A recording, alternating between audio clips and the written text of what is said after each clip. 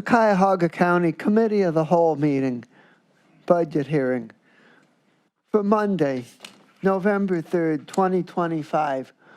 Will please come to order. It is just before 1:15, and I would ask the clerk to please call the roll. Council President, at this time, as a reminder to all meeting attendees seeking parking validation for today's meeting, please be sure to scan the QR code located on the back table near the chamber's entrance to claim your discount.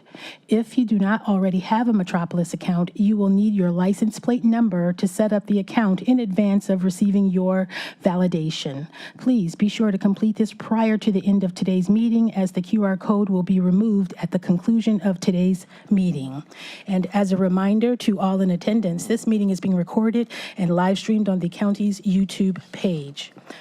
Calling the roll, Mr. Hauser. Mr. Hauser is absent at the moment. Ms. Simon is absent at the moment. Mr. Kelly. Here. Mr. Sweeney. Present. Mr. Castleberry is absent at the moment. Mr. Gallagher. Mr. Schlepper is absent. Ms. Conwell is absent at the moment. Mr. Jones. Here. Ms. Turner. Here. Council President Miller. Here. You have a quorum. Thank you very much. The next item on the agenda is public comment. Has anybody signed in for public comment? Lou.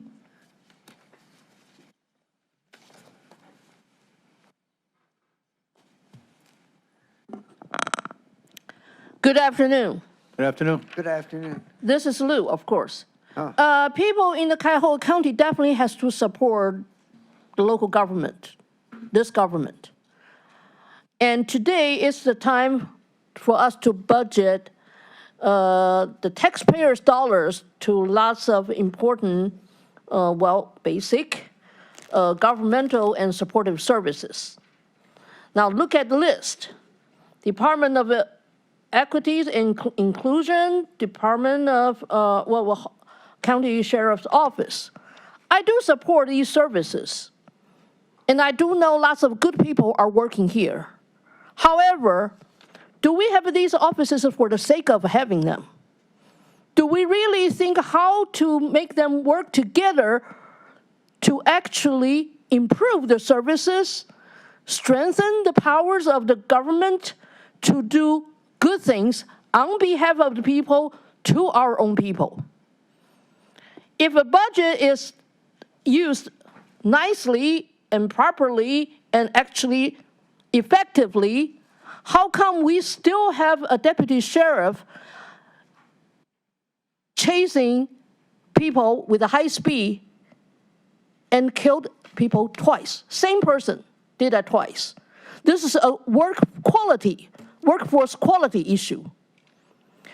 We already have a workforce shortage. We have a limited budget. If we cannot even have good workers having higher qualities working for the government, what can we expect the services people receive in the county? If we believe we don't get what we pay for, guess what people would do? This is the reason why today you still have people don't believe in governments. They still think we are guilty driving while black. Thank you. That concludes today's public comment portion for today's meeting. Thank you very much, and I will now turn over the gavel to Finance Chair, Councilwoman Meredith Turner, who will conduct the budget hearing.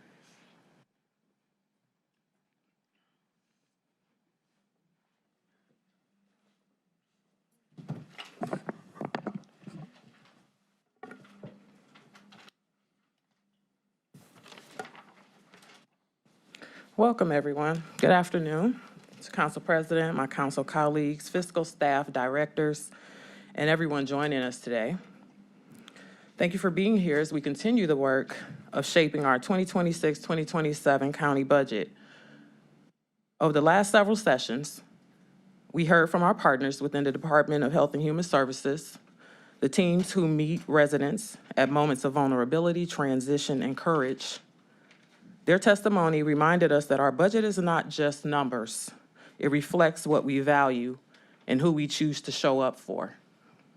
Today we shift. We turn to the departments that form the foundation of county government, the systems that make it possible for every other service to function. These are the teams that safeguard our fiscal integrity, maintain our technology, support our fair and transparent procurement, encourage innovation, and ensure equity guides how we serve. Before we begin, I want to acknowledge the council staff and leadership who make this work possible, often behind the scenes, always with diligence and care. Joe Nani, Chief of Staff, Trevor McAleer, Budget, y'all know their positions. Laura Black, Council Staff, Cynthia Mason, Mike King, Special Counsel, to Chairman Sweeney, Schlepper, and Gallagher. Thank you for your service and your preparation, and for asking the tough questions, but necessary questions to ensure accountability and transparency. Your work is essential to the trust our residents place in this body. This afternoon, we'll hear from the County Council Administration, the County Executive's Office, the Sheriff's Office, Information Technology, the Fiscal Office, the Office of the Treasurer, the Office of Innovation Performance, Purchasing, and the Department of Equity and Inclusion. To each department leader, thank you for your preparation and your partnership. Much of your work also happens behind the scenes, but its impact is felt in every community, every neighborhood, every day. We look forward to a thoughtful and productive discussion as we continue our shared responsibility to govern with clarity, fairness, and excellence. We will now hear from our first presenter, Chief of Staff, Joe Nani, County Madam Council. Chair? Yes, ma'am. May I read the item into the record, please? Sure may. Resolution 2025-0293, adopting the 2026-2027 biennial operating budget and capital improvements program. And may I have the record reflect that Ms. Simon is in attendance?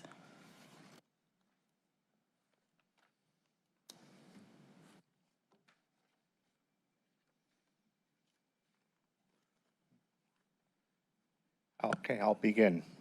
Good afternoon, council members. Joseph Nani, Chief of Staff for County Council. For those following along in the biennial budget book, the council's recommended biennial budget is on page 97. The council's total recommended budget is $2,789,000 for 2026 and $2,838,000 for 2027. As you know, we are fully funded out of the county's general fund. This is a 15.4% increase from the 2025 budget because of the 10% increase in healthcare benefits, which is a number calculated by our budget office, as well as the 2% COLA like all other county staff. As you know, our budget mostly consists of salary and benefits, which total $2,706,000 in 2026 and $2,756,000 in 2027. That's approximately 97% of our total budget, which is consistent with prior years. The 2026-27 biennial budget includes funding for the 11 full-time staff members and the 11 members of County Council, which is the same number of FTEs that is included in prior year's budgets. We have one vacancy from Levine Ross, and we do have one retirement coming up soon. In the recommended budget, we have $82,000 for other expenses in both years. $82,461, I'm sorry. These items that are included in there are items, other expenses line item that are parking for those who attend council meetings and committee meetings at $33,000. Also included in that is our print shop costs for items such as agendas, newsletters, informational directories at $30,000. Other expenses also include the office's regular postage, not for newsletters, office supplies, any professional reimbursements, and subscriptions such as the Plain Dealer at $19,000. In summary, our recommended budget is consistent with our current year's expenditures, including the COLA and increased healthcare costs. As a reminder, Council approved a budget appropriation reduction for 2025 to help offset the county's projected deficit this year in the amount of $80,000. I'm available to answer any questions you and may need to call on Trevor if there's anything specific in the budget that you have. And I did also want to take an opportunity to thank the council members, but it's also especially the council staff for their support all year long. They're just a great group of people to work with. Okay. Any questions for our chief? Okay, Chairman. Thank you, Madam Chairman. Just with the one vacancy and the one retirement, are we anticipating some salary or some savings? Because January 1, we'd hit the 26, and if we don't have someone hired, that would be. Yes, in savings for 26, there would be that savings. For this year, no, because there were some payouts related. No, that's to- what I'm saying, because this Yeah. budget's for 26, 27. Correct. We're down 80. Looking forward. But we're probably going to be down more because of the decision that this council is going to make on filling the vacancy and Correct. dealing with the retirement of one of our greatest coworkers. Yes, correct. Thank you for the clarification. Madam Chair. President Miller? I would just like to take this opportunity to thank Chief of Staff Nani and all of the county council staff for the excellent work that we do. We couldn't operate the council at all without their assistance, and they provide help in all kinds of situations, some well-known and some very much behind the scenes, but they're all important, and we express our gratitude. Thank you very much.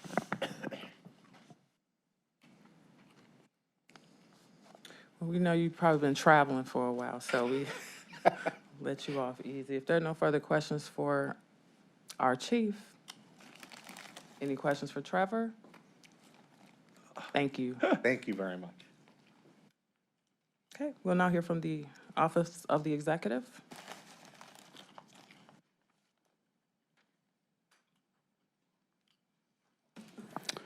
Good afternoon, Chair Turner, members of council.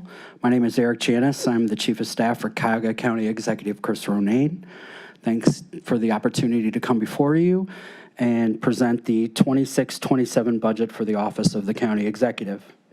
The mission of the County Executive is to administer the powers and duties granted under the Cuyahoga County Charter and the Cuyahoga County Code to achieve the policy objectives of this council and of the executive, and to ensure county services for our 1.2 million residents. The office does so by providing strategic direction, leadership, and professional management for all aspects of the county government under the purview of the executive. As the charter makes clear, Cuyahoga County must promote the economic well-being and prosperity of all residents on a fair and equitable basis. As the organization implements policies and programs to achieve those aspirations, the Office of the Executive will lead in a way that demonstrates professionalism, excellence, and equity. The recommended Office of the Executive budget before you is $1.54 million in fiscal year 26 and $1.84 million in fiscal year 27. That budget reflects a total of 12 positions. The new position from last year's budget is the legislative liaison. And the difference between fiscal years 26 and 27 is because the Chief Health and Equity Officer, which has been a grant-funded position, is reflected in year 2 as a general fund budget position. However, we are optimistic that we will receive grant funds to pay for that position. With all these positions, the Office of the Executive can functionally lead this organization that has an all-funds budget, as you know, of more than $1.9 billion and 4,500 employees.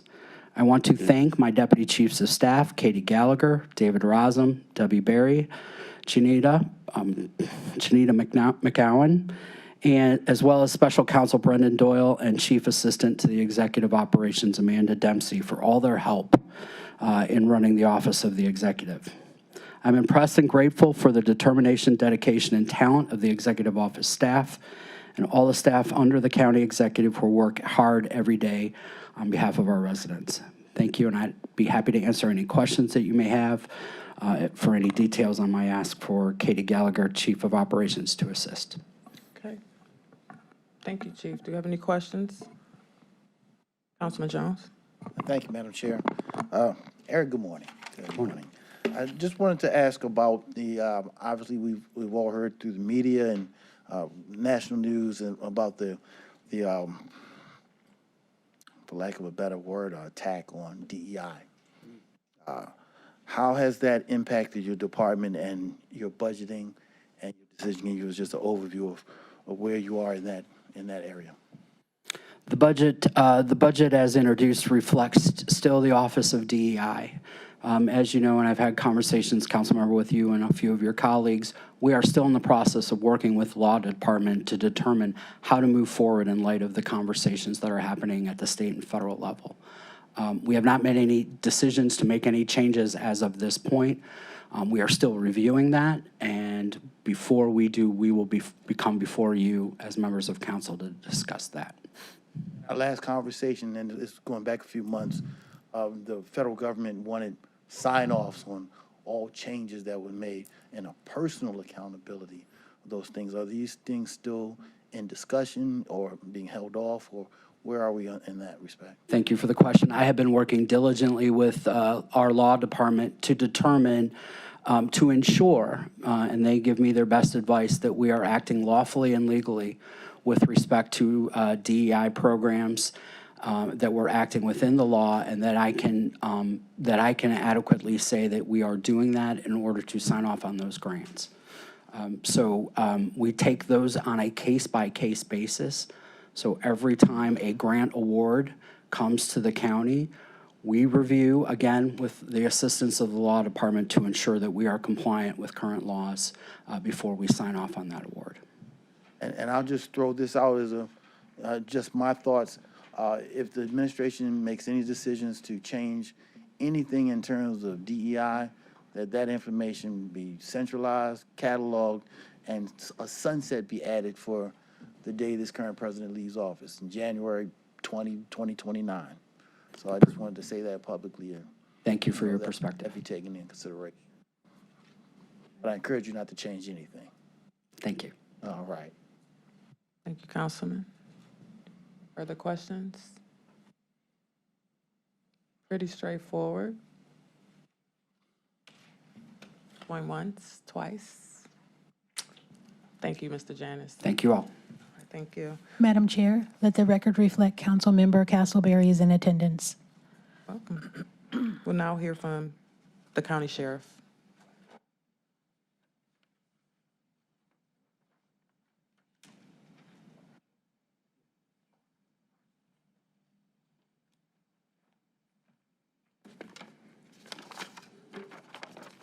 Welcome, sir. Good afternoon, Council. Afternoon.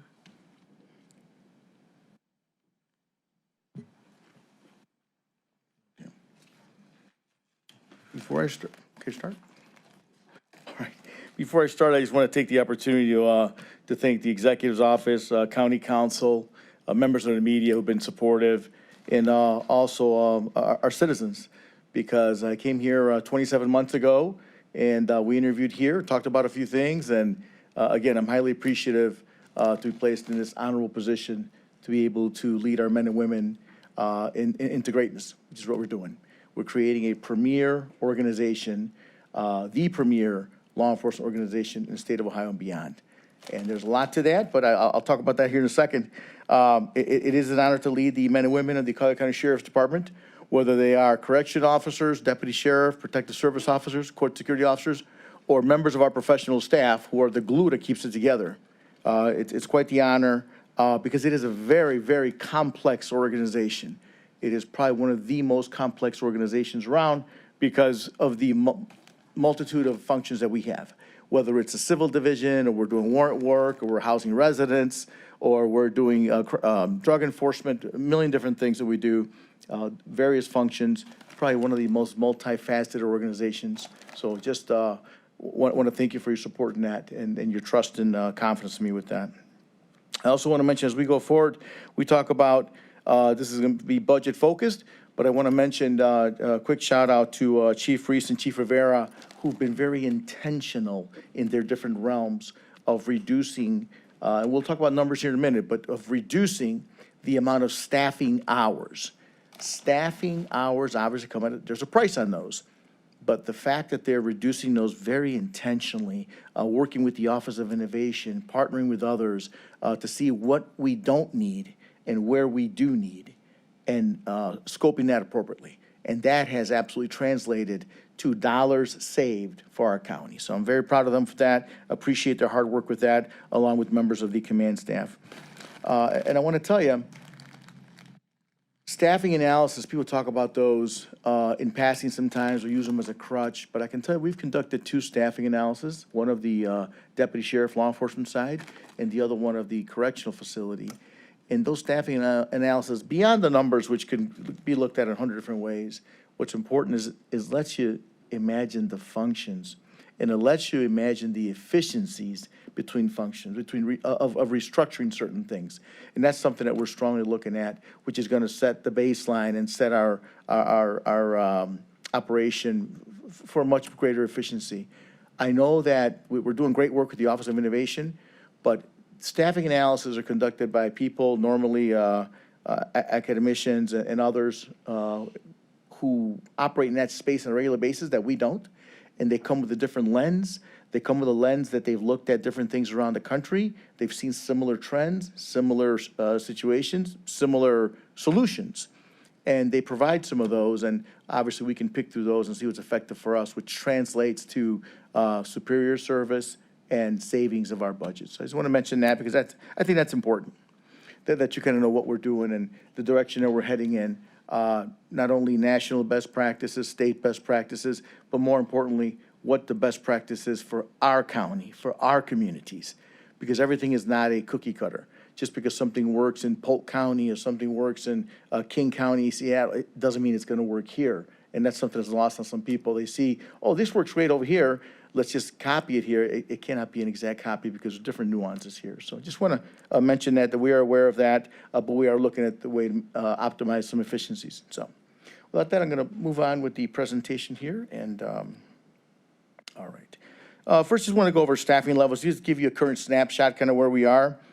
Current staffing vacancies, we know there's a hiring freeze, but despite that, we're still continuing to deliver a superior service. I know that on the correction side, we had a lot of support from HR. You've heard over the years, there was an issue with attendance, with AWOL in particular, absent without leave. And that is something that we instituted a new policy in March, which has paid some huge dividends. Some people who just weren't coming to work, which would cause us to generate overtime, et cetera, they have been separated. So they're no longer here, causing that situation for us. So I want to bring that to your attention. The constant shift and the constant filling of positions and corrections, I mean, it's not over, but it certainly has slowed down from where it was because of that. People now see that we're very serious, very intentional about saying, hey, you have to come to work and you have to come to work your assigned shift. So there's a lot more to that, but just want to give you that quick snapshot on that as you look at our numbers throughout the various operations. I'm not going to go through every number here, but you see in law enforcement, in jail operations, in sheriff's operations, in protective services, where the officers will keep us safe in all of our county buildings we're deployed in, and obviously carrying concealed weapon, which is a service that we provide. So, all right. Next slide brings us to all funds projected, recommended for 26 and 27, and we have 25, which is projected on here. And again, not to go through every one, but I do want to bring your attention to overtime. Overtime is the one item that constantly comes up, whether it's in law enforcement or in the correctional center, which drives up the budget because there's 2 sides to it. One is the filling of the immediate position because somebody called off, because we had a hospital run or whatever the case may be. The other part is the backfill to that position. And that sometimes is lost on folks. I just want to make sure that we understand that many times, in most instances, there is a backfill to overtime, and that obviously drives the cost up. And that is the area we have been the most intentional in, and the area we've made the greatest gains in, which is going to prepare us going forward. Again, a lot of work with the Office of Innovation to look at some things differently, to break down our processes. And also what Chief Rivera and his dedicated staff in the Correction Center driving down, Chief Reese with the leaders in law enforcement 24/7, not just the majors and lieutenants, but down to the shift sergeants, seeing what we need and what we don't need, who does not need to be here right now, because there's been a lot of that over the years. It's just something that's been historical in the Sheriff's Department. But I do just want to mention that to you, because that's always been something that has been a challenge, but we've been able to start knocking that down. So, Next slide, just general fund. Again, here, and you see what the numbers are similar. Overtime fringes. Controlled is what we pay for spaces, obviously heating and such, you know, because we occupy space. You got to pay it. You get kind of like paying your services and your utilities. Okay. Commendable practices, I just want to mention, these are some of the things that we're doing that has helped us get to where we are and make our improvements, and particularly has been reassignments. I'll talk about those a little bit further on, but it's important to know. I'll give you an example. We have 16 correction officers assigned to cleaning functions. And sometimes they are absolutely committed all the time, but sometimes it's like, wow, you walk in and it's really, really good and clean, right? Well, but they're correction officers. So our position is if we could reassign them to uniform functions and fill that with professional staff who are cleaning crew, who are custodians, et cetera, that would be a savings. So that's something that we're doing. That's one reassignment. Shift optimization is another one. Last November, we went to 10-hour shifts in FOU, and there's been a significant savings with that. People don't think just the difference in changing, and that was a lot to do for our agency and for our deputy sheriffs who have to work those shifts and their families. But that change from to 10 hours just makes such a difference. The adjustments. So anyway, there's some significant gains there. Staffing studies, I talked about that, and technology. The ability to have a technological aid in scheduling and tracking not only current assignment, overtime, project needs down the road, and probably more importantly, to look back and query. What overtime did we work during the month of February? Where were those areas and why, most importantly, so we can address that. The closer to real time we can get that, the better off we are. So that's something that I'm very excited about, is moving forward with technological advances to track our overtime and allow us to see things as they occur, allow us to fill gaps, and allow us to reach optimizations, particularly as our technology allows us to connect a little further. So.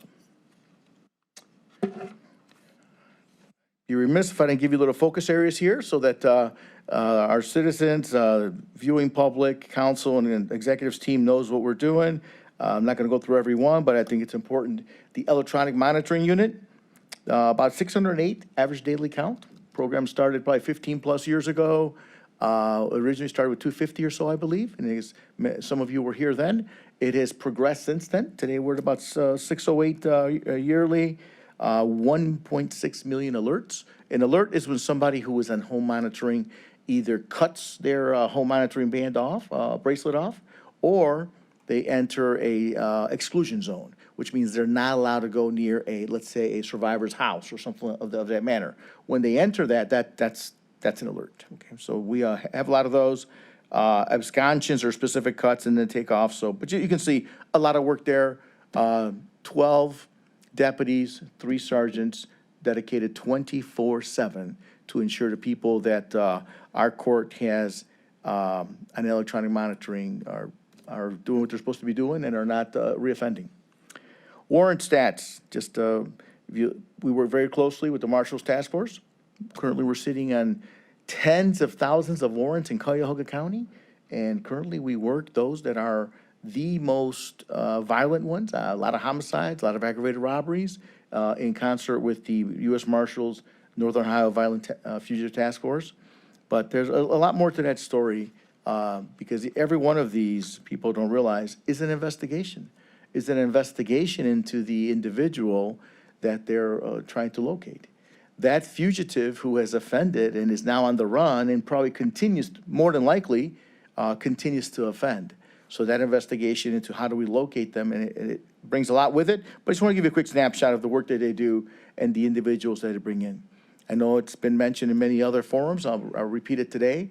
The majority of our violent crime in our county, in our communities, is conducted by a smaller subset of people. So subset of repeated offenders. So removing those offenders from the cycle of violence is what allows us to make our community safer, and that's what the warrant unit is doing here. SWAT statistics, not going to go through every one again, but just so you get an idea of the call-outs that we have for the SWAT team. The Sheriff's SWAT team assists many of our communities, including the city of Cleveland, in things that they need. They may need some assistance in whether it's a barricaded suspect or executing a high-risk felony warrant, et cetera. We do all those. Obviously, we provide some additional security at that level for the professional sports teams here downtown. And public relations is important because they have the equipment. It looks like all the fun, cool stuff. All the kids and even adults want to come over and talk to them and take pictures, et cetera. And it's a great PR tool. Again, it's something that we do on a regular basis at our events. We most recently had them out at the Trunk or Treat at the Convention Center, which was an absolute hit. So just want to mention that. The stats for the Community Support Unit, which was previously known as Downtown Safety Patrol, not going to go through the whole thing here again, but you can see that they've been quite active this year, and this is through the end of August, actually. Probably most importantly, most notable here, 114 firearms seized, 106 warrant arrests, 185 warrant releases. That means they had a warrant from somewhere else. Let's say the person had a warrant from Rocky River. Well, the Rocky River said, no, we don't really want that guy right now. Just tell him to come see us at our clerk. So we go ahead and, good afternoon, Councilman. Good to see you, sir. So we just advise the individual and release them, and that's it. So obviously, as the more contact that they have, the more of these situations that they encounter, and the more people that some of them may go ahead and turn themselves in and take care of that.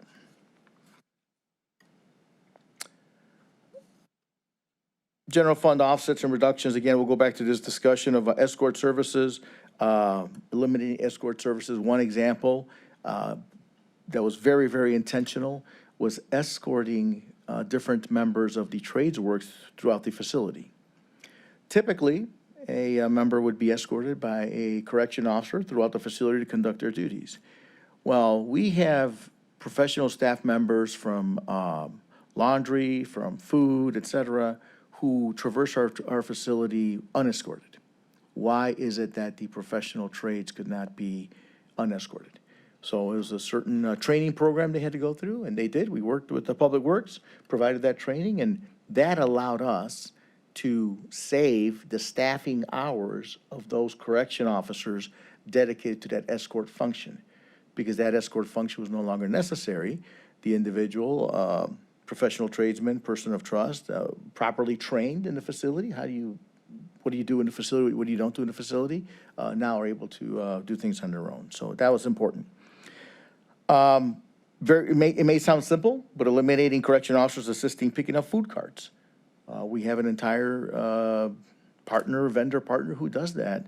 And the correction officers, historically, here's one of those historical things that we inherited, have done that, so we stopped that practice. That practice saves about $330,000. So it's just an additional savings. Transferring clerks to commissary fund, as you can see, probably the biggest one here that we are very proud of is the hiring of custodians and laundry workers. We're still working through that, but that identification is going to save money. Probably the other thing that goes along with that is the fact that people will have jobs in Cuyahoga County, and they will perform these functions in our facility, but they're not correction officers. So here's another opportunity for someone to be employed here, and it allows the county to save money there. Delinquent land sales, I think you're aware of that. FISA. There are some things we can purchase through FISA funds, and we're certainly exploring that and have made some of those purchases. Continuing Professional Training Fund is for training, and that's something that we've been doing. That's a state program. They provide money for peace officers to attend continuing professional training in various spheres, and we're certainly supporting that with CPT funds. There's really not a lot of question or argument there because that's what it's for. By definition, continuing professional training provided by the state of Ohio. Can't buy cars with it, can't buy other things with it, but that's what it's for, to ensure that we have the most highly trained staff in all of our venues. And changing law enforcement hours to 10 to 12, I think I mentioned that as a consideration. The 10-hour shift that we've been on for almost a year now, but practically a year, has been a savings. The 12-hour shift, and this is going to take some evaluation here, properly staffed, the 12-hour shift can also be a savings. So we're looking at both of those, and next year we'll be happy to report what our findings are, but we don't want to make any sudden moves. Oh, this sounds good. You can't go for the brightest and the shiniest. We know that the 10-hour shifts works, and we know that it has a budgetary reduction. 12 hours, we're going to run a model of it right alongside, and probably a couple others. There's and some people don't hear this, there's a 13.3-hour shift model out there. Tampa Police uses it. Works very well. We'd like to model those for a year and see how they look, and next year we'll make a decision. But just so you know that that is on our horizon. So, oops. Okay. There we go. All right, reimbursements here, we know, kind of funding-wise, general fund, that, special revenue, and grants. Grants, something that we're always looking at.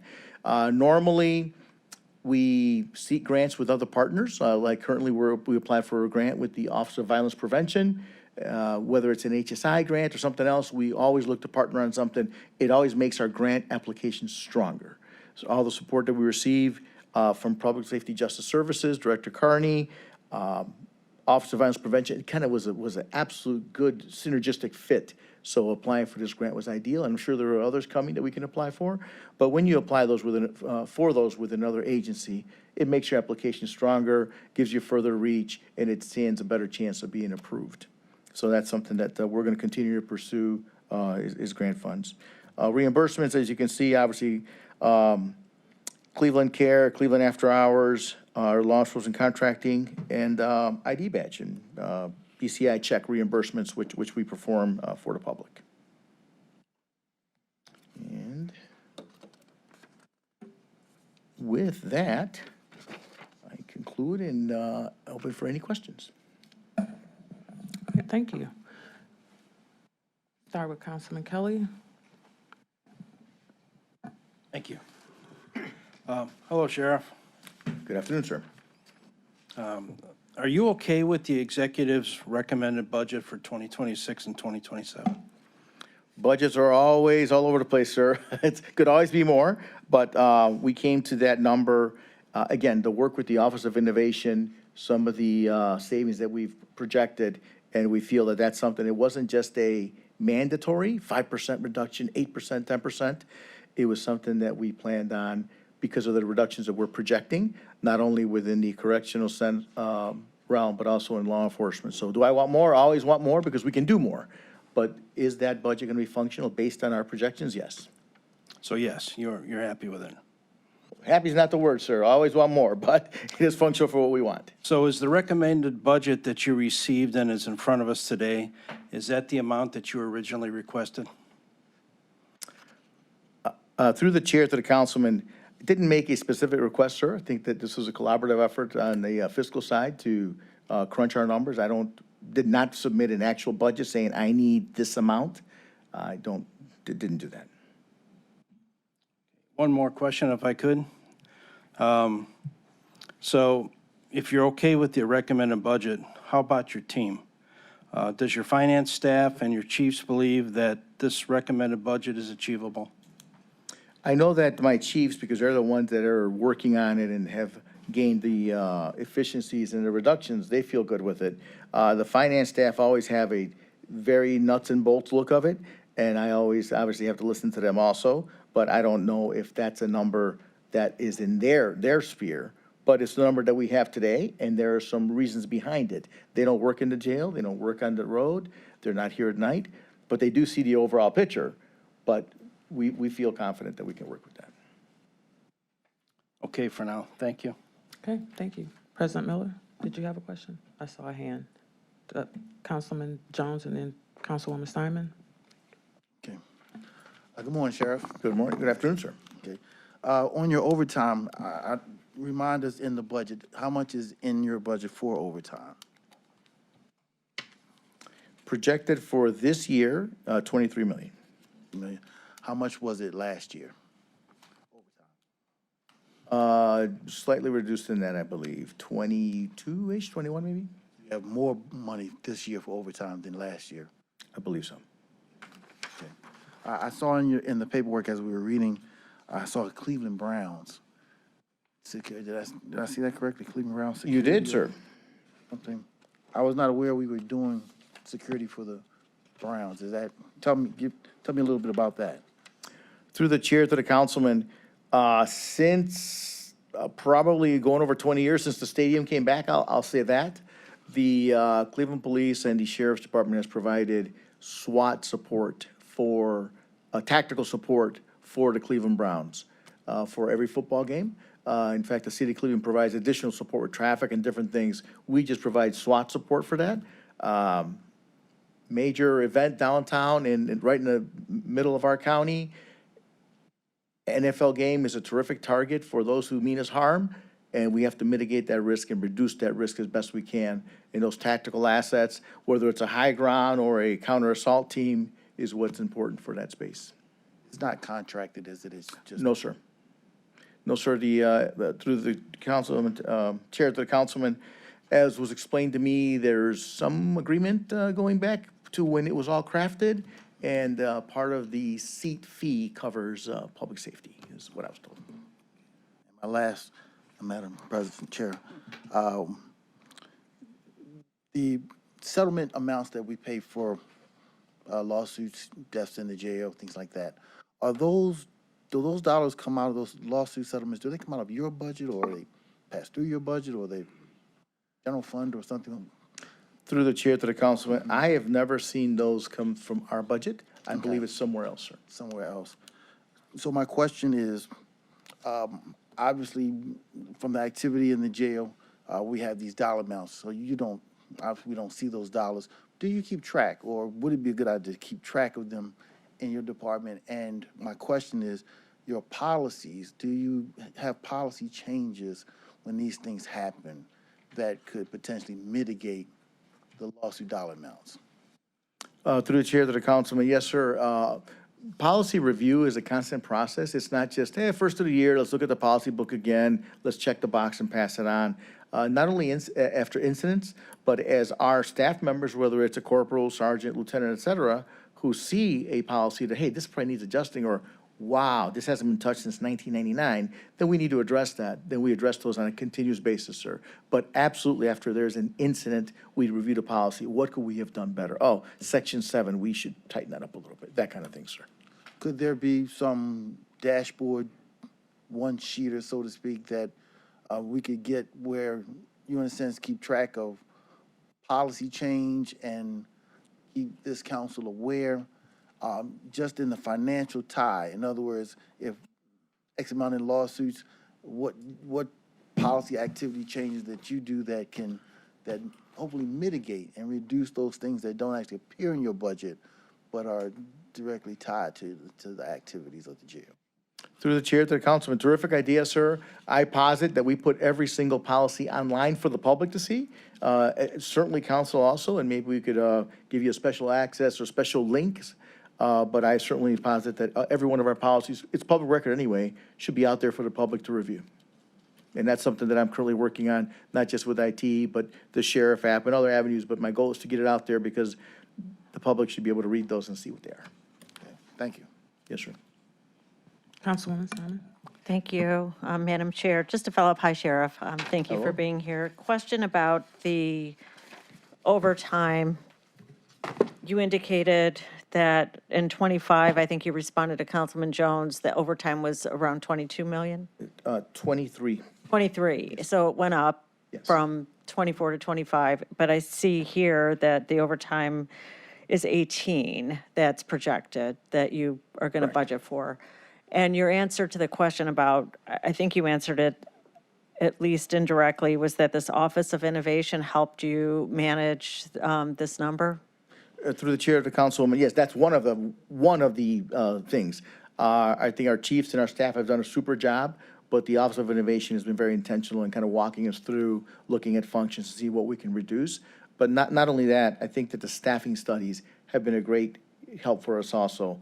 All that put together, I think, is going to lead to significant reductions. Can I ask, has the Office of Innovation helped before guide or suggest options to the Sheriff Department about how to reduce OT?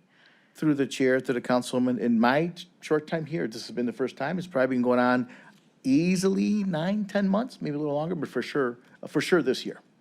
And does anybody in that department have experience with public safety, law enforcement, or the duties and obligations of a sheriff? Through the chair, to the councilwoman, I'm not sure about the exact experience in that, but I think experience in functions and processes is very valuable.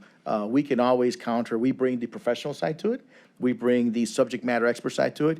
We may say, hey, that's a great idea. However, state law says 14 hours, we cannot do this. Okay. And we've had those discussions pretty Yeah. frequently.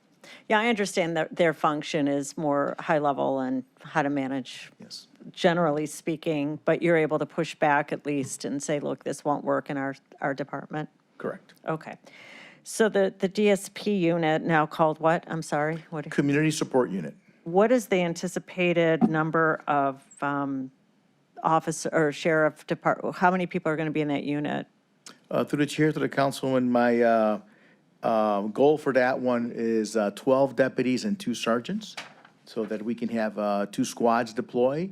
You're going to need that for 7-day coverage. You need that for overlap on certain missions, and you certainly need that as the calls start coming in. Judging by what happened last time when the impact unit was in place, very similar model. I'm already receiving calls from police departments who request assistance with different things. So being able to have 2 different squads to meet those needs is important. So in the event your budget is not constrained to that which we have before us as the years progress, are you going to come back to us asking for overtime? Are you going to disband one of these units? Because in my opinion, having 2 units is great. It's a regional opportunity for the cities to take advantage of. But on the other hand, I don't know if the budget supports 2 units 7 days a week.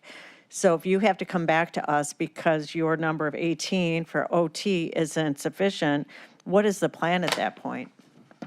Through the chair, to the councilwoman, currently we have 10. We're not at 12. We're not at 2 permanently assigned You have sergeants. 1, right? 1 unit now? 1, correct. 1. Right, so why are you going with 2? The increase of the unit to properly serve the county, the recommendation from me is 12 and 2 sergeants. Currently, I have 10 deputies, and I have 1 sergeant assigned. The other sergeant is off on paternity leave, so we'll see when he returns what we're going to do. But, so that's kind of what it is today. And currently, they only cover, they don't cover 7 days a week. So we just don't have the staffing for that. We're dealing with that now. The scenario you presented, it's kind of where we are now. We'd like to grow from that, like to be able to provide more, but we'll have to see what the budget allows for that. So the budget might not allow for the second unit? For 2 more deputies, it might be a while for that, yes. Okay, so this is aspirational? The total of 12, yes. Okay. And what about the plan for the city of Cleveland? Right now, the unit originally, as it was constituted, was dedicated Thursday through Sunday in the city of Cleveland downtown area. Is that still what you plan to do with this unit? Through the chair to the councilwoman, their function is predicated by the requests that come in, not only from the police chiefs and the mayors around the county, but also what other events we have. We may have investigations we're supporting. Everything is not in the city of Cleveland. Everything is not downtown. To say that they will not have a touch point downtown is disingenuous. They'll have a touch point downtown, but not the presence that they had before. So not a dedicated force for Thursday through Sunday?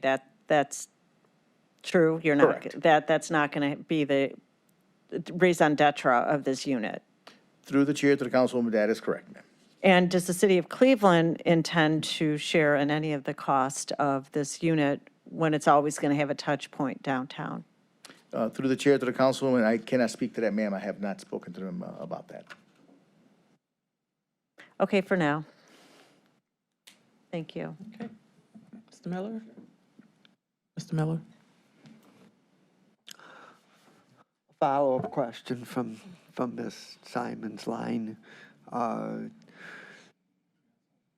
If you go from 1 unit to 2 and it requires additional deputies, would the plan be to hire additional deputies, or would you take existing deputies and move them from another function to this function? Through the chair to the council president, first off, it's within my allotted strength. And second, I'm not there yet, so after the hiring freeze lifts and we're able to have some hirings, then we'll explore that, sir. Okay, thank you. Mr. Castleberry? And then a follow-up by Mr. Kelly? Thank you, Madam Chair. Thank you, Sheriff Patel. I appreciate you being here today. Thank you for your efforts and, save the taxpayers money on this, with this budget. The item I want to ask you about, it's relatively small, but it could be safety related, and it was about eliminating the escort services. So you're talking about eliminating an escort for tradespeople that work within the building. Now, my question is that county personnel, or is that any trades, any contractor that comes into the building? How's that work? Through the chair, to the councilman, county personnel only. If the heating guy from ABC Heating comes here, we will escort him. But county people who come here on a regular basis, who've been working in the building for many years. Oh, so, okay, appreciate that. Now, quick question with that, follow-up. Was that your policy, or was that a policy that was part of a contract with the county personnel? How did that work? Through the chair to the councilman, that was something that was in place as an allowable thing to do, taking the course so they could be unescorted, and it was just never done.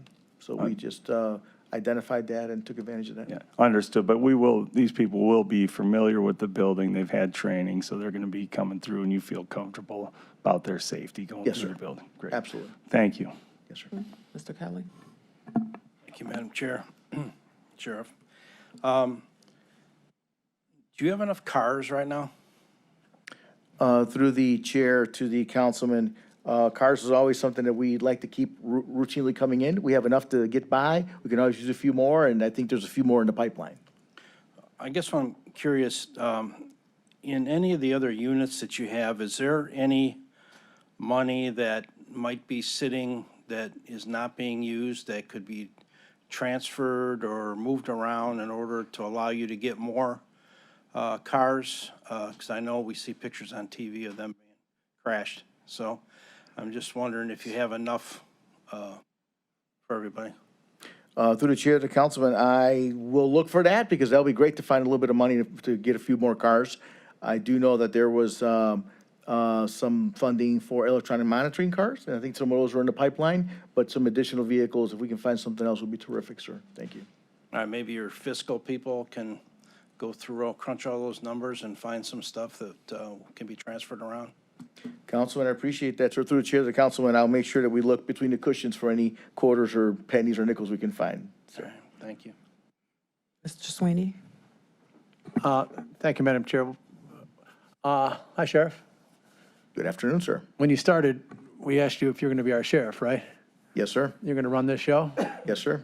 Yeah, and we talked the whole thing with the independence and executive appoints you, then the council has 8. How do you feel that your independence is through the chair during this budget process? There's more than 8 people here, so I feel pretty good. Through the chair to the councilman. No, but this is kind of serious. I just Yes. want to stress the fact, when you first came up here, Right. my comments were, you're our sheriff. Yes. You're the subject matter expert. You're going to run this place, and we have to do it within the confines of the dollars of the administration. Right. But we have to deal with the reality that's before us, right? And through the chair, the 48 vacancies, that's a lot, right? Yes. And some things are suffering, or not suffering. Some things are not as you would like it, right? Because they could be in better position to be able to perform the duties that you're responsible for. Would that be accurate? Through the chair to the councilman, yes, sir, that would be accurate. Can always be better. It's not do better. You do good. You do your job, but you need the resources to be able to do your job. Yes. Can we talk a little bit about the different divisions that you have?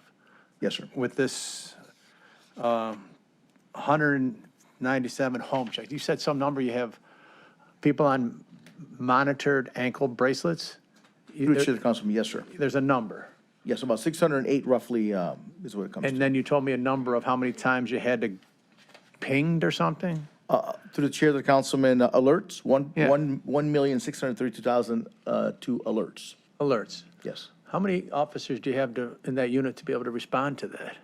12 deputies and 3 sergeants are assigned to it, but normally there's just 2 deputies working, and possibly the sergeant is working also. And some of those alerts could just be a low battery alert. They don't always mean that something nefarious is going on, but you don't know until you check. So And you got to that's- check. Yes, sir.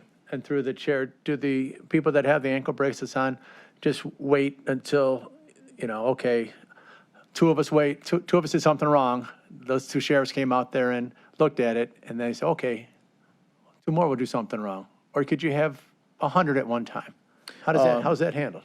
Through the chair to the councilman, that does happen, sir, where they have more than one at one time. It could also be resolved with a telephone call. It could be resolved electronically.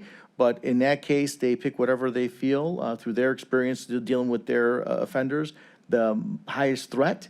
And they also contact the local municipality and say, for example, in the city of Fairview Park, call Fairview Park and say, hey, we have a subject at 123 Main Street that we're going to take a look at. Would you please send a car? We're en route also, that kind of thing. Yeah, and through the chair, I'm just trying to drill down the answer of, it could be a phone call. I know 600 or 1 point some million, but the question or the reality is there's a lot of individuals that are bad actors that have ankle bracelets on, and the resources you have to be able to track that is not exactly where you want it to be. Would that be accurate? Through the chair to the councilman, that's correct. That's been that number for a while, and it should be significantly higher in that. The risk is high there. I see your point. The risk is high there, and those deputies manage it the best we can with partners. And that's how the partners are the thing that can help balance it, but still coordinating that is sometimes difficult. Yes, sir. And just on a couple other, through the chair, moving prisoners from Metro Hospital over. Is there enough for that one? Through the chair to the councilman, that tends to be one of our highest drains for overtime, is the hospital runs from residents who are ill who need transport to Metro Hospital. That's something that, when we talked about the overtime and the backfill, you have the overtime for the deputy to work today, but then you also have the backfill to fill that. So that is our biggest overtime drain, and we anticipate things certainly evening out, but that's where they are today. And through the chair, that's a mandatory thing, right? Like with the ankle bracelets, it's not mandatory, but it's absolutely critical. But with the transporting a patient or someone that resides in the jail to a medical emergency, no matter what it is, it has to be a deputy sheriff, right? Correct, Along sir. with them. Through the chair to the councilman, actually, we have a fact finder opinion. It could be one deputy sheriff, one correction officer. The correction officer is still in the process of being armed, trained, and equipped, so they can also join that deputy sheriff. And that's another savings that we'll get from that. But currently, it's normally 2 deputy sheriffs. And through the chair, my last comment is, I'm just doing this for the purpose of coming up with the number with the administration. It's a crunch time for everybody, doing the best you can with what you have. But I just want to highlight how serious this is and the impact it's going to have on your ability to run the sheriff's office like we asked you to when we first approved or validated your, confirmed, I should say, your selection as our sheriff. One time, my chairman of safety, when Walter was up here, he gave us a number of 21 million. I forgot what the exact number was for the overtime. Is that the number that's, I'll leave it to Mike. Just because that was, for that moment in time, because you have all these needs, and that number, to have it match to reality is where I'm looking for to have a better understanding, and my chairman has more in-depth knowledge of that, so I'll just wait and listen and ask another question if I need to. Thank you, Madam Chairwoman. You're welcome, thank you. Chairman Gallagher. Welcome, Sheriff. Good afternoon, sir. Been a long road, huh? Yes, sir. I was going to go one way, but you testified, did I hear this right? Now, did you submit a budget? You did not? I think Mr. Jones asked. It was a collaborative process on it. I didn't submit and say, hey, I need these 4 new cars, I need this van. I didn't say that, but we kind of look at the budget and see kind of what the needs are. It wasn't a formal budget that I and my team drafted and said, here's a magic number. We didn't go through that. Tell us your process, because I thought the process was the divisions would formulate a request, send it to the administration, then there would be a reconciliation between the two, then it would come to council. Did that not happen with you? Not exactly, through the chair to the councilman, not exactly like that, sir. The process for us was where are we and what are our needs? What are our projections? What are our efficiencies we're looking to gain? And then the executive, we met with members of the executive team and with fiscal a few times to crunch those numbers out and see kind of where that would land us. And that's how we came to those numbers. So this isn't your budget? Oh, it is my budget, but. It's your budget, but it's not your request. The thing that's throwing me is, on the all funds that we have projected for '25. The executives recommended, and next to that, we have your requested. And I have the number at your requested at 217 million, and the recommended from the executive at 200 million. You didn't submit a request of 217 million? No, sir. Who did? No, I don't think that I was part of that, sir. How many columns do you have? Here she comes, It's your lifeline. It's all funds. 4, okay. That's all funds? Yeah. Okay, all right. So, through the chair to the councilman, Ms. Khalil has informed me, that was our starting point. My apologies. That was our starting point. Oh, okay, I was confused. Thank you, I'm thank like, you. am I hearing things? And again, as you could tell, council's concerned about the overtime. We understand overtime's going to be there while we have a jail and a sheriff. We're going to have overtime. My concern has been budget it then. Yes, sir. We never do that sufficiently. And in '23, at the end of '23, we added upon not just the requested, but the recommended, on top of that, $19 million for overtime, personnel. Not totally all overtime, but personnel, with majority of it being overtime. '24, same thing happened, 17 million. And in '25, which we'll be discussing tomorrow in committee, is 15.7 million on top of what was budgeted. And my concern always has been, in the budgets I've done, and I think I've done 11, 12, 13, 14, at least 16 budgets in my career. So I kind of know a little bit, not everything, believe me. You budget to the number, and if you have to pay the piper at the end, you pay the piper at the end. And last November, I asked you, is this your number? And you said, yes, it was. And now I'm looking at 15.7 million for tomorrow. That's got to stop. That's got to stop. And again, I understand that's not totally you. And I know you're stuck with this overtime tug of war.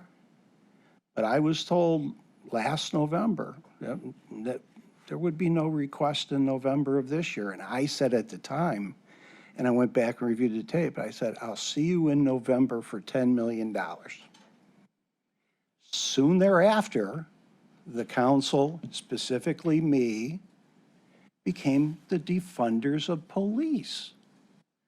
Huh. And of course, that was around the downtown patrol and all the shenanigans that were going there.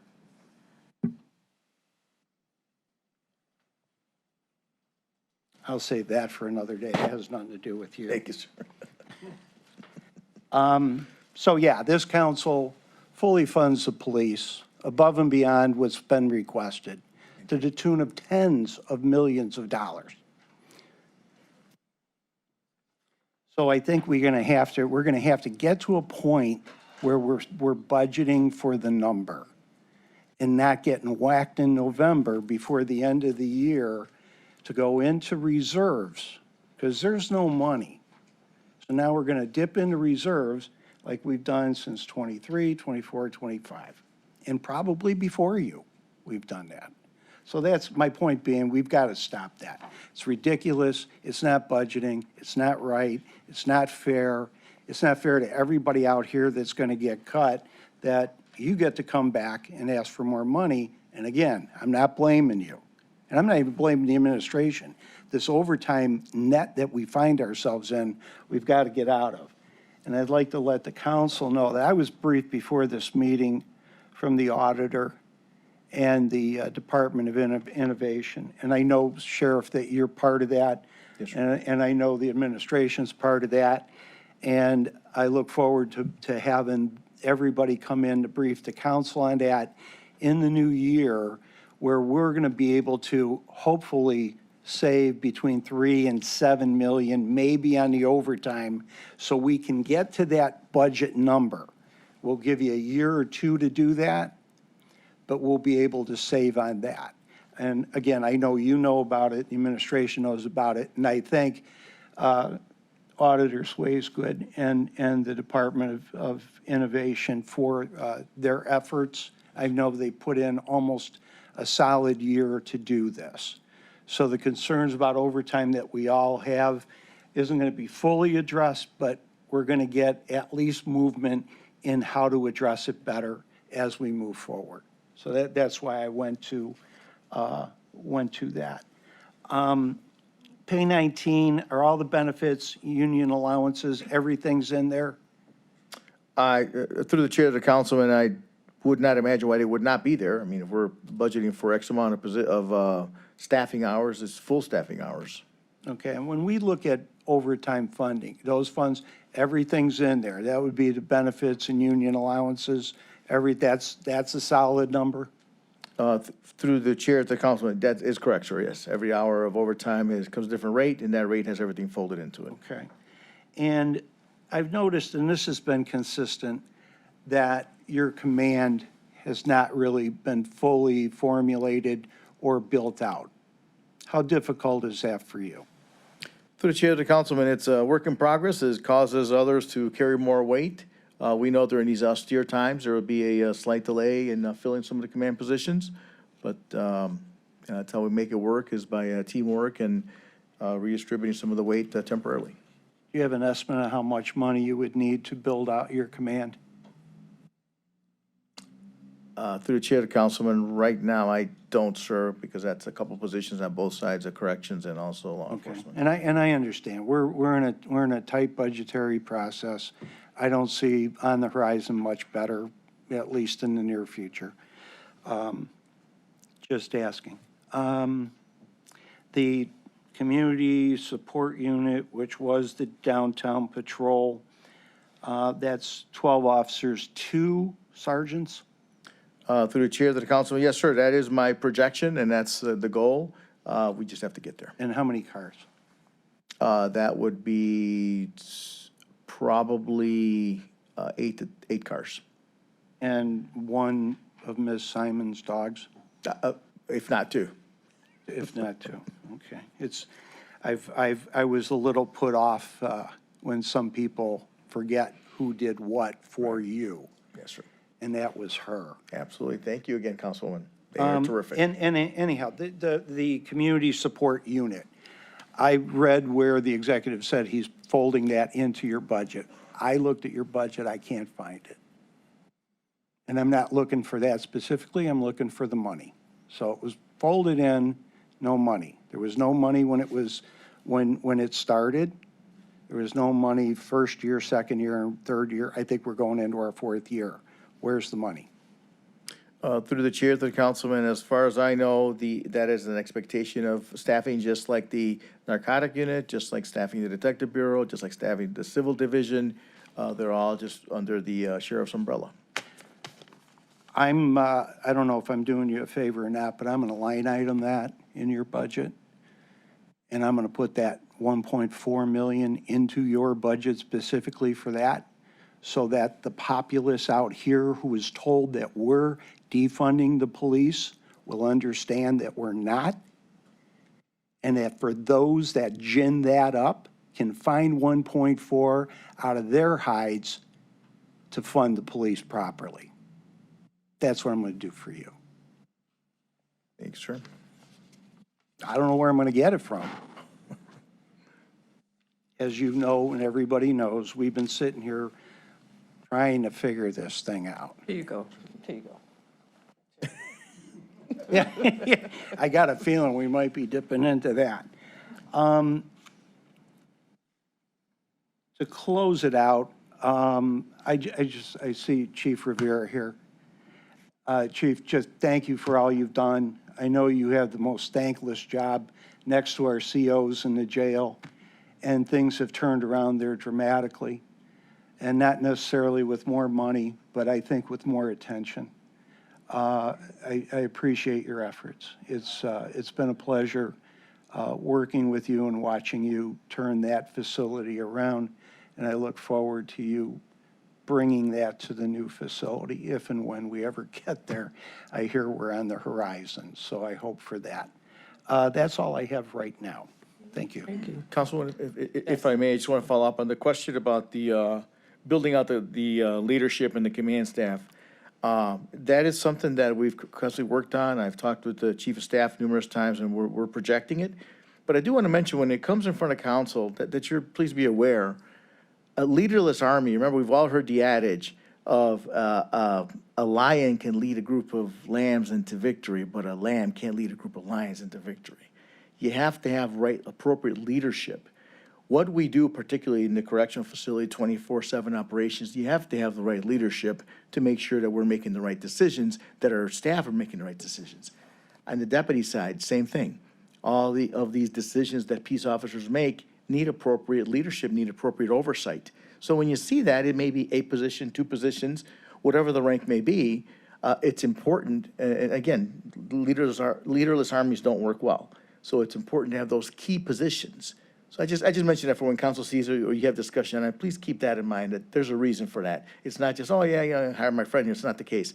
We're putting people in place, and we have a pretty good track record of putting good command staff people in place. I appreciate that. And Chairwoman, I actually have one more. Do you have funds at all anywhere that you could access to buy more cars?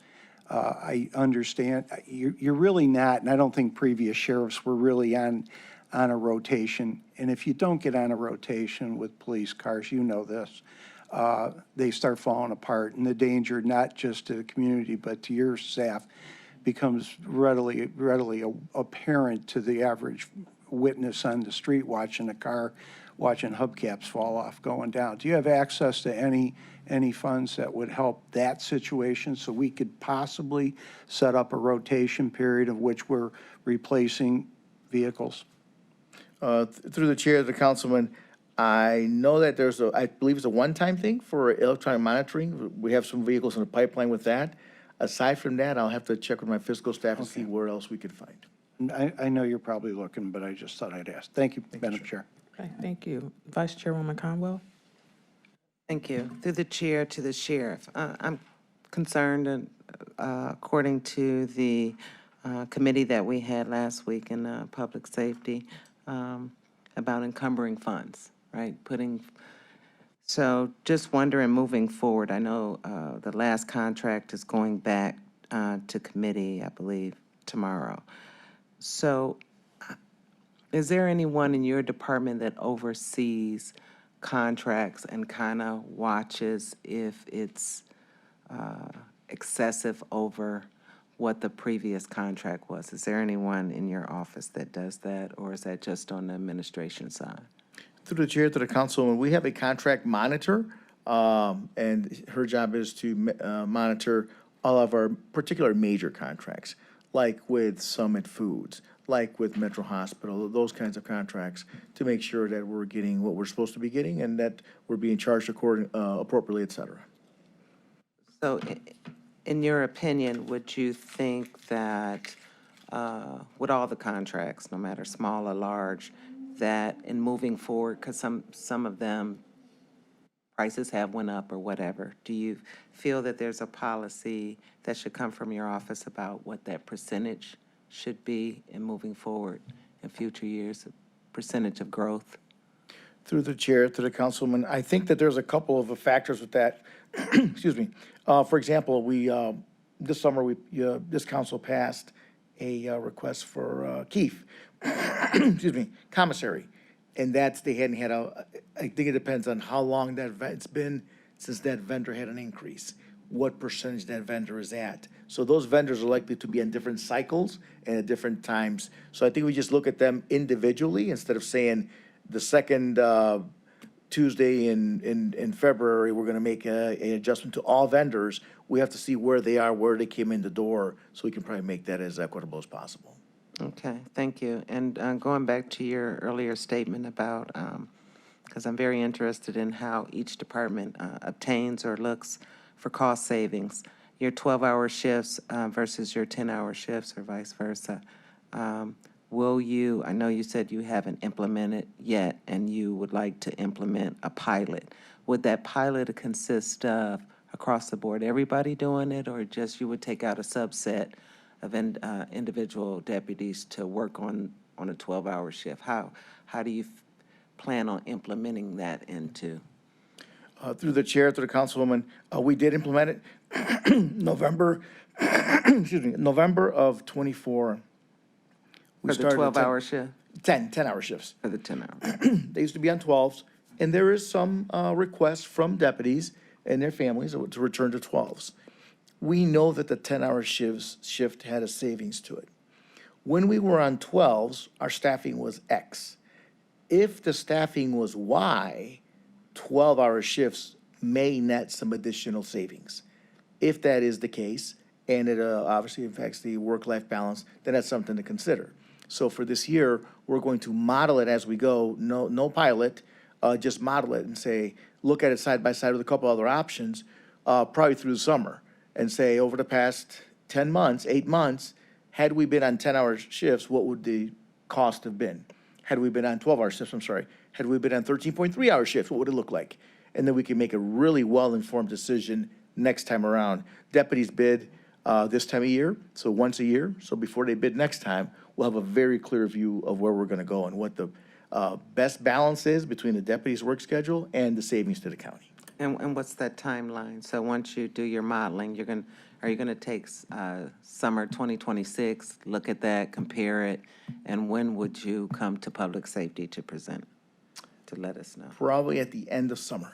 We're looking at September, possibly For sure, 2026? because we have to make bids in October, so we'd like to be sure to work complete, speak with the union, speak with the deputies, let them know, hey, here's the direction we're going, and for council to weigh in and say, you know what, there's the savings, but here's the work-life balance that comes with it. And the reason I'm saying that is because we're usually on break in Yes. August, so if you could Those you get come back. something on the chair's calendar for the beginning of September, I guess Yes, that ma'am. would be probably the closest. Thank you. Further questions? Councilwoman Simon? Thank you so much, Madam Chair. I apologize. I have a couple follow-up questions. With regards, Sheriff, to the pursuits, we thank you again for collaborating to change the policy. We talked about equipment, that drones and other types of technology to limit the chases. Do you have any of that equipment budgeted for in this document? Through the chair to the councilwoman, specifically budgeted, it is from trust fund. So, and we have taken delivery of some of the equipment, and that might be a great stop by, councilwoman, based on our discussion. Okay, thank you. And then just lastly, with regard to the target for number of inmates in the jail daily population, it looks like it's 1,800, 1,886? No, I'm sorry. An that, actual 16 for '24. Are you anticipating an increase? No, ma'am. Our number currently is 15 and change. Excuse me 1 second. Chief, average daily count? 1571, below Yeah, 16. 1570, right, it's under 16, yes. So you don't plan, or I'm looking at a number of 18, it says target, I don't know what that is, indicator, key performance, but you're not anticipating an increase in daily population, are you? No, ma'am. No, that's not an anticipation. And lastly, with regard to the inmates, what's the average time for inmates to be brought up to the courtrooms for proceedings? I think I heard you say when you came on board, that you would get the docket and maybe bring everybody up in the morning and they would be in that courtroom cell. Is that still the process? Through the chair to the councilwoman, it continues to be a work in progress. I have calls from judges, probably weekly or every couple of weeks, a judge will call me with a specific situation. As an example, they ordered someone yesterday and they're not there today. The jury is seated, ready to go. Happens, it's the exception, but it does occur, and that's just a process we're continuing to optimize. It is not all dependent on the amount of deputy sheriffs on the floor. There's a million different factors in it with the escorts, with the resident not getting up, not waking up, not wanting to go to court, a variety of things. But that process you described is the one that we're on, ma'am, and we're going to continue to optimize that.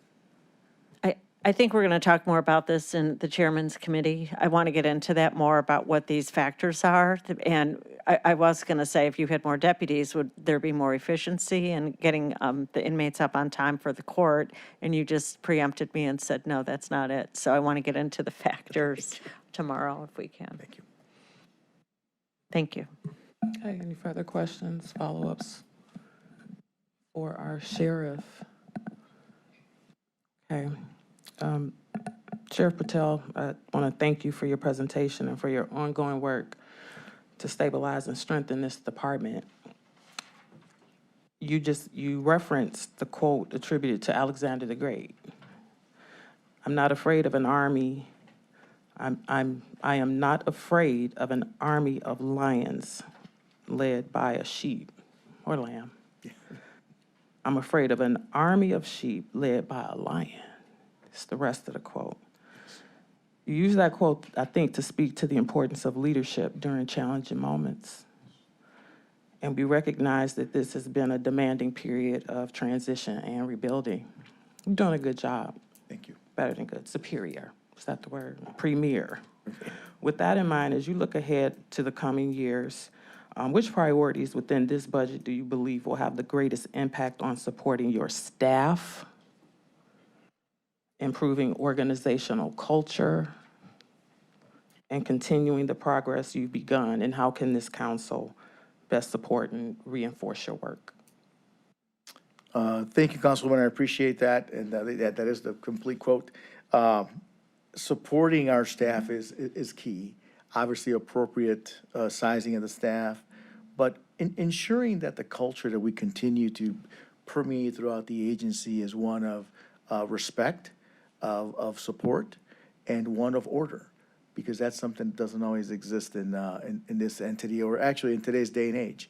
So those are the kind of things that if we had programs, and we'll continue to look for grant funding and different things, and that's where I appreciate some support from the executives team and from council, is we have anything to make it a better, ensure that we are an employer of choice.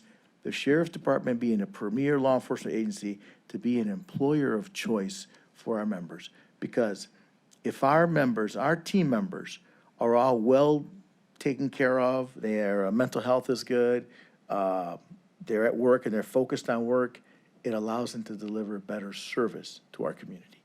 Whether they're out doing work in the street, or they're working with residents in a facility, they're serving civil warrants, they're doing narcotic sweeps, whatever it might be, they're doing a better job because they're more in the moment. So with the staffing and also the wellness of our employees. Okay, thank you. Anything further? All right, thank you for your leadership, and we appreciate the work that you and your team are undertaking. Thank you for your time today. Thank you. Thank you, Council. Have a good week. Madam Chair, Ma'am? let the record reflect that council members Conwell and Hauser are in attendance. Thank you. All right, we'll now hear from the Department of Information Technology.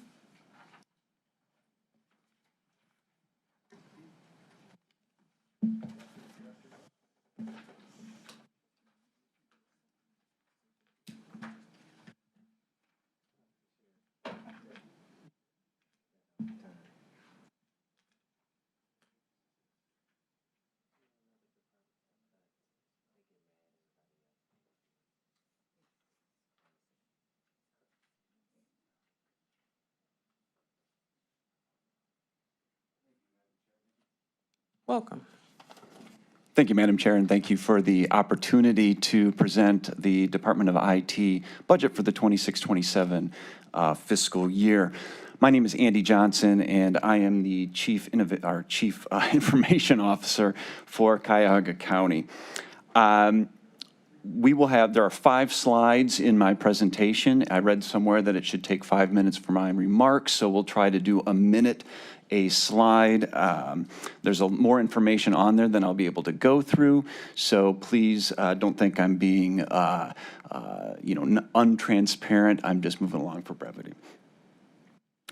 All right, First, I'd like to just give you a quick overlay of what the Department of Information Technology is and what the divisions are within there. And this is all kind of codified in 202.15. We have 4 divisions. We have our enterprise services, we have our health and human services, we have our justice services, and we have our infrastructure teams. And you can see underneath that, we break those divisions into separate teams. But I think the thing I'd like to focus on in this slide is the services that we offer, not only to the executive branch, but to the entire county.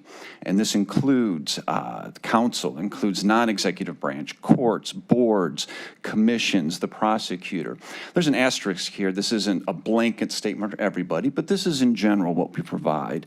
And I would think the number one thing that we look at there is what's listed first, and that's cybersecurity. That is what I wake up and I go to bed every night worried about, is cybersecurity for our entire network.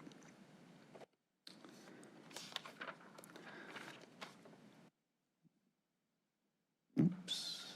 Next, this is going to look very confusing, and I apologize for that, but I think it's important to understand when we talk about our network at Cuyahoga County, what are we talking about?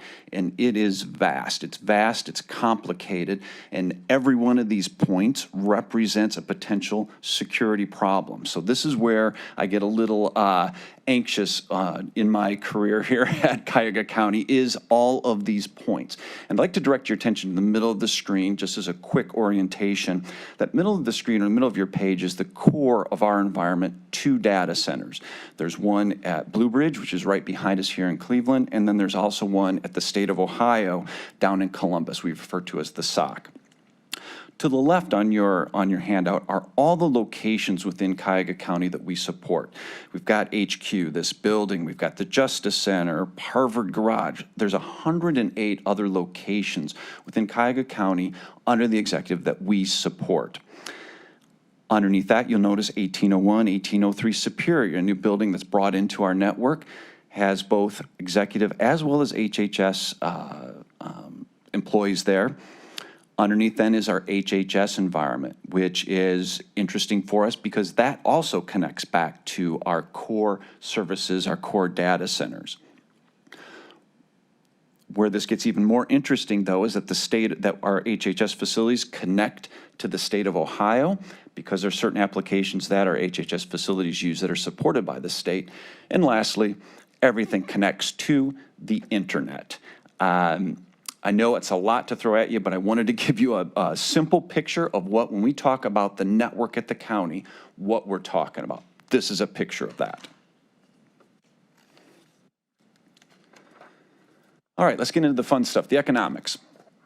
All right, just to orient you on the slide or what's on the piece of paper in front of you, we have columns, and each column represents the first column represents the funds that support the Department of IT. Next is our authorized strength, active employees we have. Then we go with the 2025 forecast, what we think we're going to spend this year, and compare that to the 2026 budget and the 2027 budget. You can see then in that first column, the funds that support us. We've got the general fund, but we also have health and human services and the real estate assessment. But I'll speak in terms of the total, that first line going across. To give you an idea of the size of our department, we have 163 employees that are authorized strength. We don't currently have 163 employees. We have 147 employees, and you can see the breakdown below that. On that, so what that 147 of active employees represents is we're 16 below our authorized strength. And in 2025, we had 13 terminations, 6 since July 1st, and we had 9 hires in 2025, but 0 since July 1st. And that is due to the hiring freeze. And so we are respecting that, and we're being very, very careful and very judicious when we lose somebody. How are we making up for that? And we are taking that on with other employees taking on those tasks. The next thing I'd like to call out, highlighted by the number 2 there, is our budget then for 26 and 27, all based on pay 19. This does have a $500,000 vacancy credit in there. So you'll see that that number slightly below what we think we're going to hit this year. And the vacancy credit I'm sure you've heard about, and that's something that we're very happy to work with.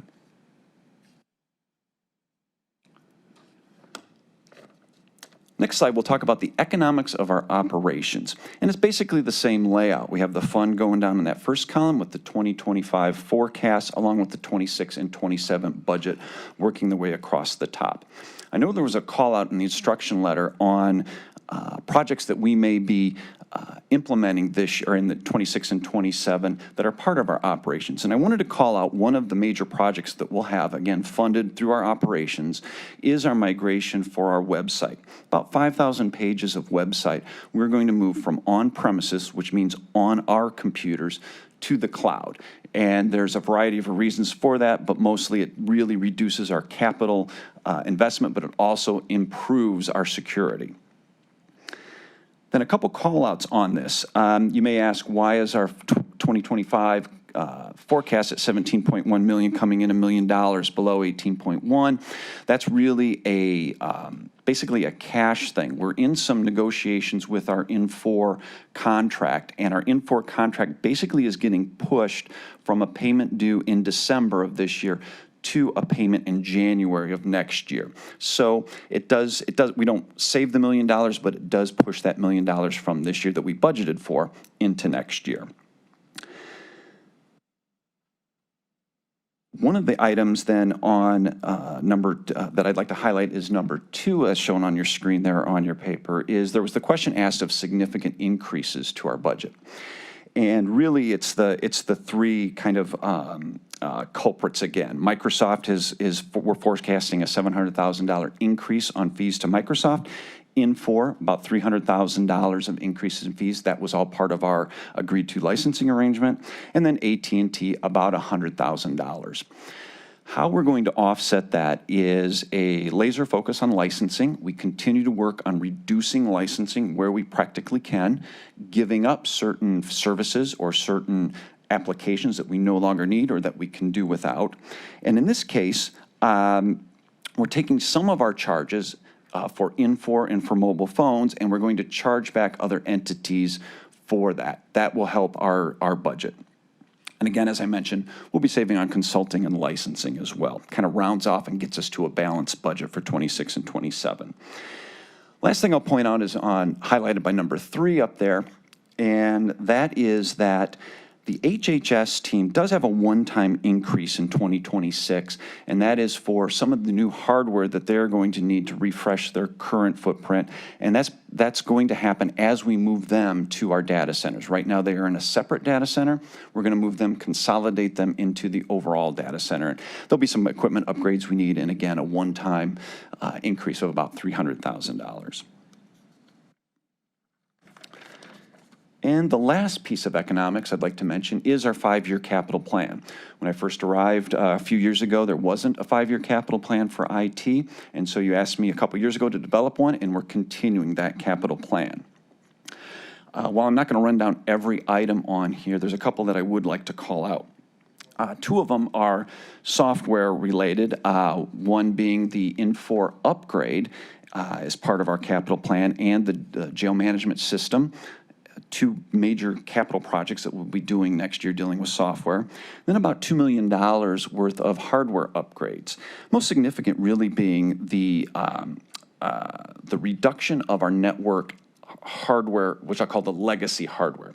What I mean by that is when I had first gotten here, there had been no investment in our network. We had very old technology. We had switches 10, 15 years old. And thanks to you, thanks to Executive, we have been receiving about a $2 million per year capital fund. And we've been taking that $2 million per year and investing it in many areas, but particularly in our network. That network I showed you at the beginning of the year, if you can imagine, that was all with really old equipment. We've been replacing that equipment over the years, and that is the trend that we're continuing to do in 26 and 27. Madam Chair, how'd I do? Did I get done in 5 minutes? You're fine. Okay, thank you. I am happy to answer any questions. I threw a lot at you. There's a lot on the piece of paper, and I'm happy to take any questions. Questions? Ms. Conway and Mr. Sweeney? Through the chair to the director, my whole thing is, do you have any contracts? Have you looked them over to see if you have any additional funds that you've encumbered and haven't used in the previous budget cycles? Yeah, so we take a very hard look at our encumbered funds, and what we'll do there is we'll unencumber those funds, and we'll use, so I don't know if this is the answer you want to hear, but what we'll do is we'll take those funds and we will try to apply those to our infrastructure. We'll try to buy new PCs with those funds. So we do a pretty close job of monitoring those contracts. We have about 80 to 88 contracts. They'll keep me honest back there, but about that. And every year, we have a tracker where we watch those contracts to see how we're doing on those. Do we have surprise increases? Do we have surprise savings? And if we have some encumbered funds that we don't think we're going to use, we'll either reapply that or we will use that for some infrastructure upgrades. Before it's decertified in December? Before it's decertified in September. We'll decertify it earlier, yeah, and then try to use that. Okay, so is this tracker, I'm assuming, is on the data? Yep. Okay. Yep. I'd like to come down and see it. Thank you. Oh, great. Thank you. Mr. Sweeney? Thank you, Madam Chairwoman. Director, how are you? I could not be better. I know. I love how happy you are and how much you like your job. It's very refreshing. 3 questions. I'll go with the first one is terminations. That's a tough word. We don't see a lot of terminations in Cuyahoga County's workforce. So we had, I don't have a piece of paper in front of me. How many do we have? Yeah, so when I say terminations, I should be clear on that. That can be any number of things. That can be, as you might think, someone who doesn't meet the requirements for the job.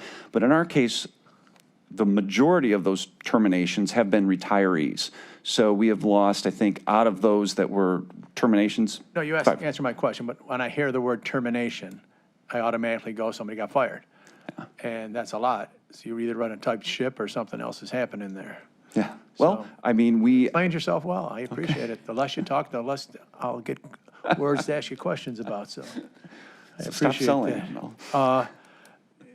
This is just more, when you show me the depth of our network, as you called it, right? The 2 satellites and the 3 buildings and the 2 others and the 63 others, or 80. How long did it take you to figure? You walked in here not knowing anything about this, right? That's correct. You seem to have a very good handle on it through the chair. How did you do that? And do you still have more to learn? And it was a monumental task to get it figured out, and you seem to be there. So tell me how that happened. Well, first of all, thank you, but I can't take credit for it, right? One of the things that we did is, when I first got here, we really looked at the team. And we did have some exits back at the team. And I think the job is way too big for one person to understand everything.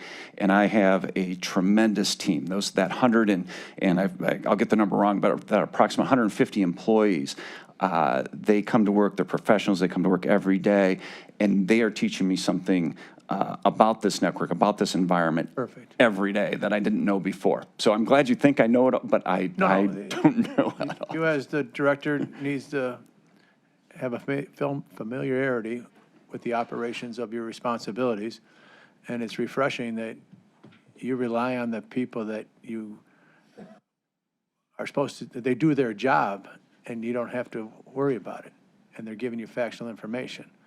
I mean, the executive put you there, and you rely on your team, and you don't have to micromanage because they're adding value and keeping it rolling and keeping you informed on how it's working. 100%.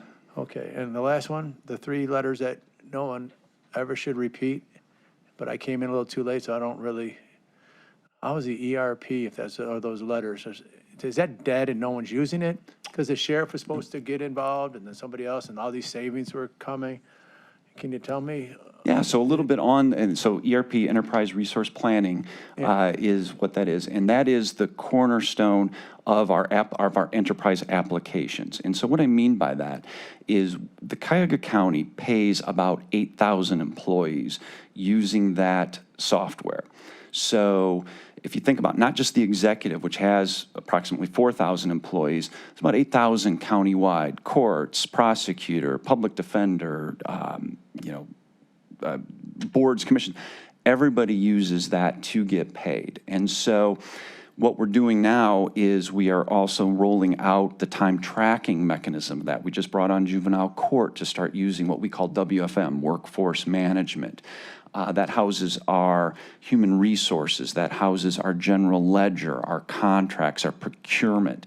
So much of the operations that we do in this county is based on Infor, which is our ERP. And it is something that my team, my enterprise team looks at every day. We work with our partners in the business on how we can leverage that, how we can use it better, how we can be more efficient with it and squeeze every dime we can out of that. And through the chair, when I came, it seemed like it's a significant cluster mess. And you were able to work through it since we were hamstringed or tied to it because we took it for a long time. You were able to make it work to the way it was supposed to work, and it just took a little while getting there under your leadership. Would that be accurate? Well, again, I appreciate you saying me, but it was really. You and your team, but you got it figured out. Yeah, it was the team that's got it figured out. Do I think we're done? We're never done, right? We're always looking for ways. We're getting changes. We're getting fixes to that. One of the things that is in the capital plan now is the upgrade for that ERP system. And so we had implemented an older version. That was the path we were on when I first arrived here. And so we finished that path. And we knew back at that time that we would eventually have to upgrade. Well, that day is here, and that's what's in our capital plan. Good. So it wasn't a total loss. Oh, no, Way back no. when. I mean, I would say it was, it was a worked through. success. Yeah. Okay. Thank you, Madam Chairwoman. Thank you. Any other questions? President Miller?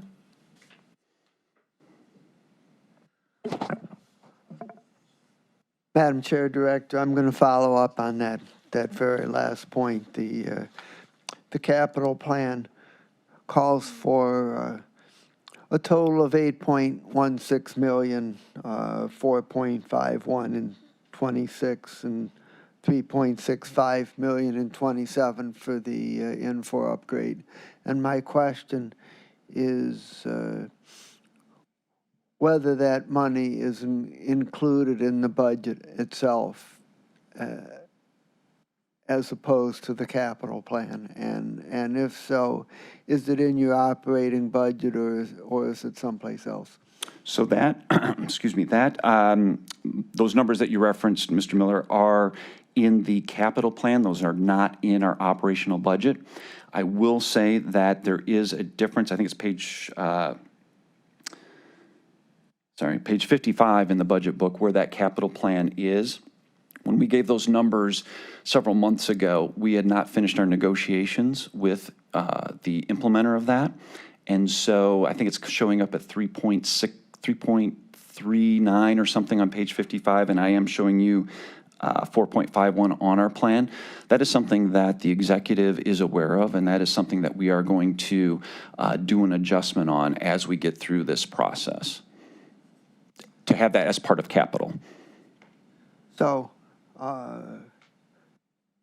is the 8.16 number, is that the latest number, or is there going to be a new number on the amount? So the 8.16 is for 26 and 27. Right.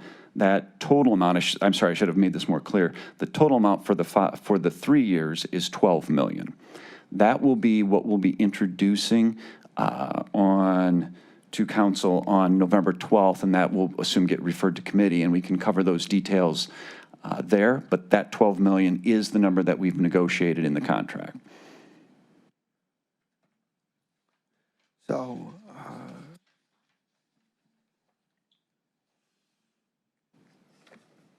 okay, it's 12 million. So my question is, how much, if any, of the 8.16 million is included in the budget? Because I know you're planning to implement it starting next year in the first quarter. So my question is, have we budgeted to pay for it?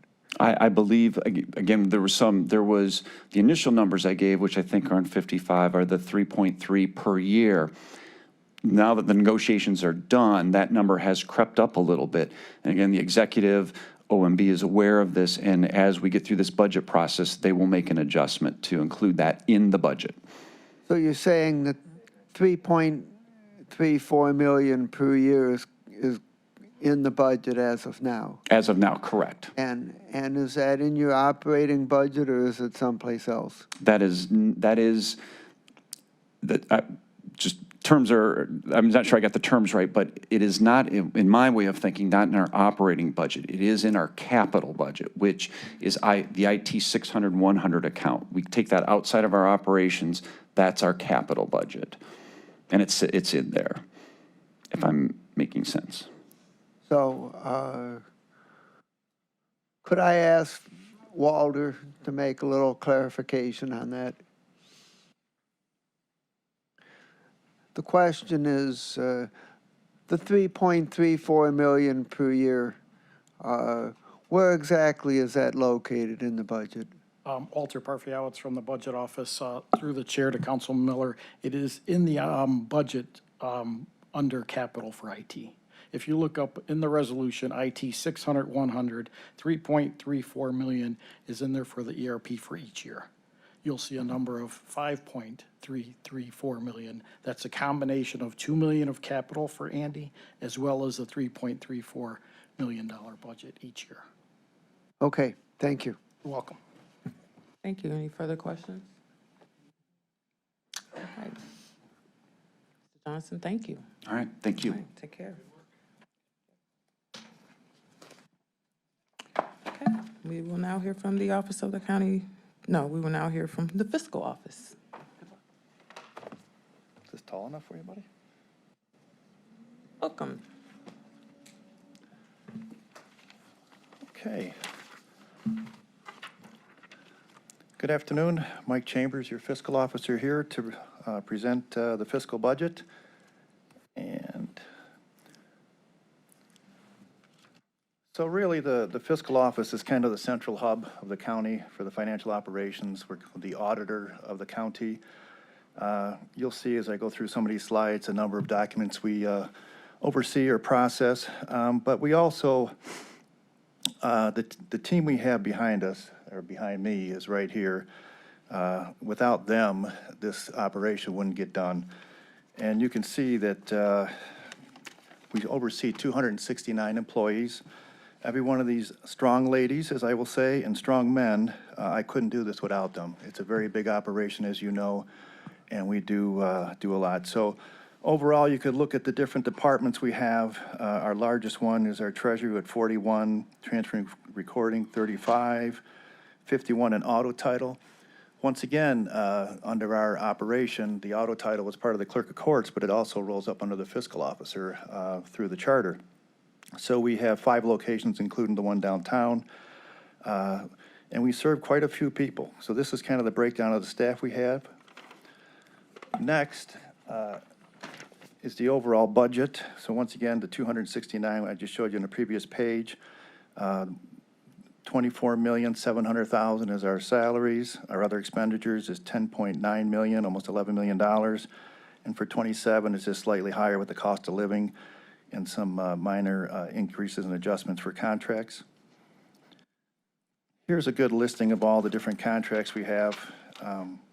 Once again, postage. Obviously, we spend a lot of money on postage, getting tax bills out, sending out our property update notices. Our external auditor is Clark Schaefer Hackett. We've had them now for, I want to say, I believe 4 years. Prior to that, we had the state of Ohio. I think we got them 1 more year, and then I'm going to request hopefully to keep them for another 5 years. They do an outstanding job. We have, I think when I came in 2019, we had not submitted our annual report on time. We had a lot of turnover at that time. Since then, we've not only submitted on time, but we also have won awards, timely awards by the Auditor of State. Next big contract, Stiefel, $150,000. We have Meter, $160,000. Once again, the auto titles that we lease outside of the one here is about $400,000 a year. Amazon Cloud Center. As you know, me being the fiscal officer, unlike the other counties, I oversee all these different teammates, but at the same time, during certain times of the year, whether it's tax season time, I have my appraisers on the phone answering taxpayer questions. Vice versa, when it's appraisal time, we have the treasurer's team on helping us out with the appraisal team. So I have a slide coming up that I'll show you how many calls we had, but this Amazon Cloud Center enables us to hop on and off different calls like that. And also during busy times, we can arrange the queue, press 1 for this, and we can rearrange in the timeline when people call in, so we can address their needs quicker. Our lodging, which is really our bed tax, our lodging audit, we audit all the hotels in Cuyahoga County. Since I came involved, we got fully automated, so everything's submitted electronically. In the past, they used to come out and come back with suitcases full of paperwork they had to go through. Now everything is done through this system. CoFile is our recorder system. Once again, in Cuyahoga County, we record and transfer in one. So really, we have what is known as the transfer department. MVP, that is our tax system, helps us calculate our tax bills. We have our CAMA system. We're getting ready to modernize, and I'm not sure, I didn't listen to Andy's whole presentation, but we're getting to update our MVP system. It's very old. If you recall, this is the system that we were going to have Harris replace many years ago, and we ended up going in a different direction. But the system is still hanging on, and we believe, after considering all the options, that by modernizing this system would be the best for the county, working strongly and closely with IT. And this is our local government services. They help prepare our annual report after Clark Schaefer is completed auditing us. And then Data Cloud is, once again, helps us with our modernization of our appraisal department, our tablets, things like that we spent a lot of money over the past couple of years. So these were some of our big contracts that we had. The next slide is just some stats that we do. We review 191,000 payments. So they come through the system through Infor, comes through our queue, and as the auditor, our job is to make sure these are for proper public service. Our team downstairs goes through every one of these invoices before they get the final approval.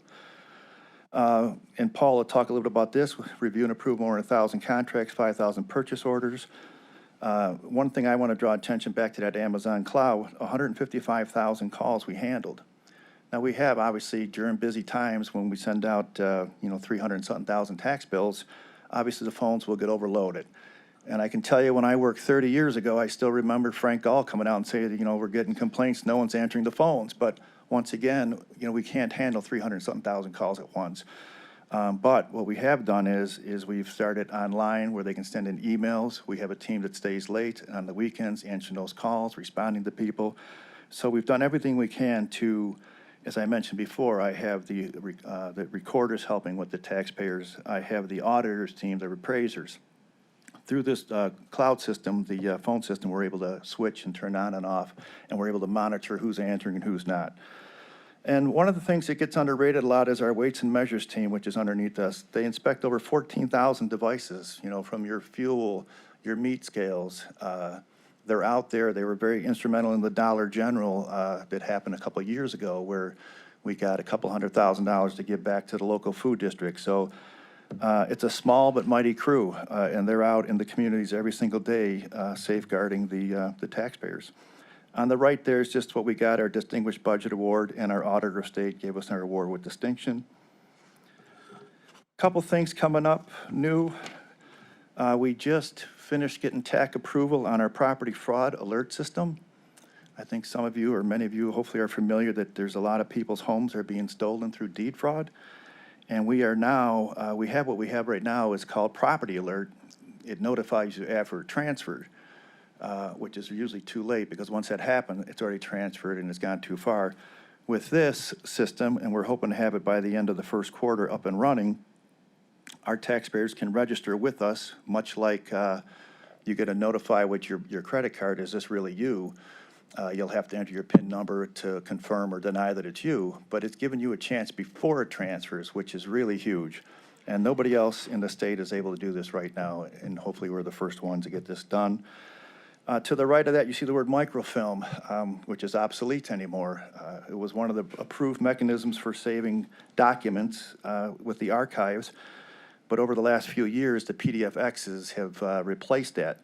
So we have bought a machine that we are going to convert to thousands of rolls of microfilm that are slowly disintegrating into PDFXs, and make that so that people in their living rooms can access our records instead of coming down, putting these clunky microfilms in the readers and trying to find documents.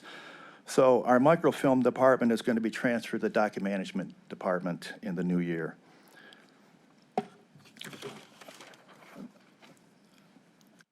So really, one of the things that I'm most proud of is our outreach. I think we've been in every one of your districts multiple times, many times. Just was at East Cleveland Library on last Friday. They want to set us up to give us space to do outreach in their community as well. So we have done a tremendous amount of outreach. We're just about out every day doing something. And I think it's very important. I think it's one of the proud things we have in the county where people appreciate us being out in the community. Instead of them having to come down here, we go to them. And we're going to continue that in the new year. Ron's already talking about doing some Board of Revision outreach events because January 1st through March 31st, the filing season, so he wants to get out ahead of that. DTAC is out on a regular basis. Scam Squad's out every day. And then I think it's time with the property tax situation in Ohio, especially with the ballot initiative to, remove property taxes, the confusion of property taxes. We're going to continue to go out and do property tax discussions and hopefully give an honest education of what's going on. You're all familiar with the different bills being proposed down at the state, and we'll see what comes out of it. So with that, I will switch it over to Brad, if that's okay. He can, unless anyone has a question for me. I do. Councilman Simon? Through the chair, how long will it take to transfer the records off the microfilm system into the new system?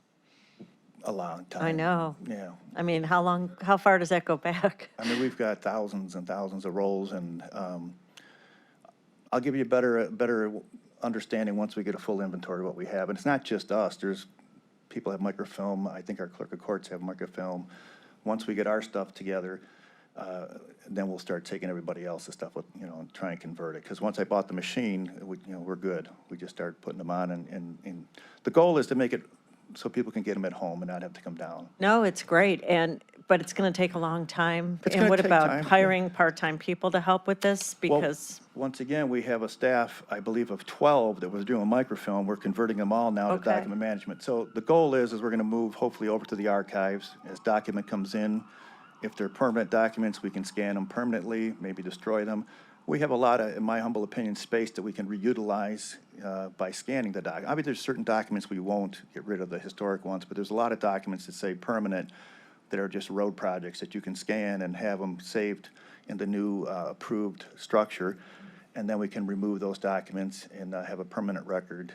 So the goal is to get ourself in order and start reaching out afterwards. But once we get it and we start testing it, we already have the machine. The machine's on site. On site. I'm just trying to find a little space over in the archives building to get this thing set up and moving forward. okay, fantastic. Thank you. Okay, any further questions? Chambers, thank you. Good. Okay, now hear from the Office of the County Treasurer. I hope you don't mind us going. It's all one document. So, all right, thanks.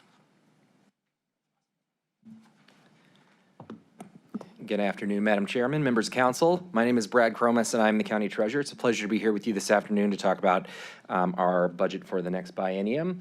On the slides, then, I believe our next set kind of lay out our expenditures. As you see, the vast majority of what we're spending money on is personnel related. Over 26 and 27, those figures are roughly $3.5 million for personnel and $1.5 million for other expenditures. As Mr. Chambers mentioned, I have 41 full-time equivalents on my staff. That fluctuates over time, but the vast majority of those are our direct service provider frontline folks, our cashiers, our people who are answering the phones and talking to taxpayers and taking concerns. So this is really where the rubber meets the road for the county.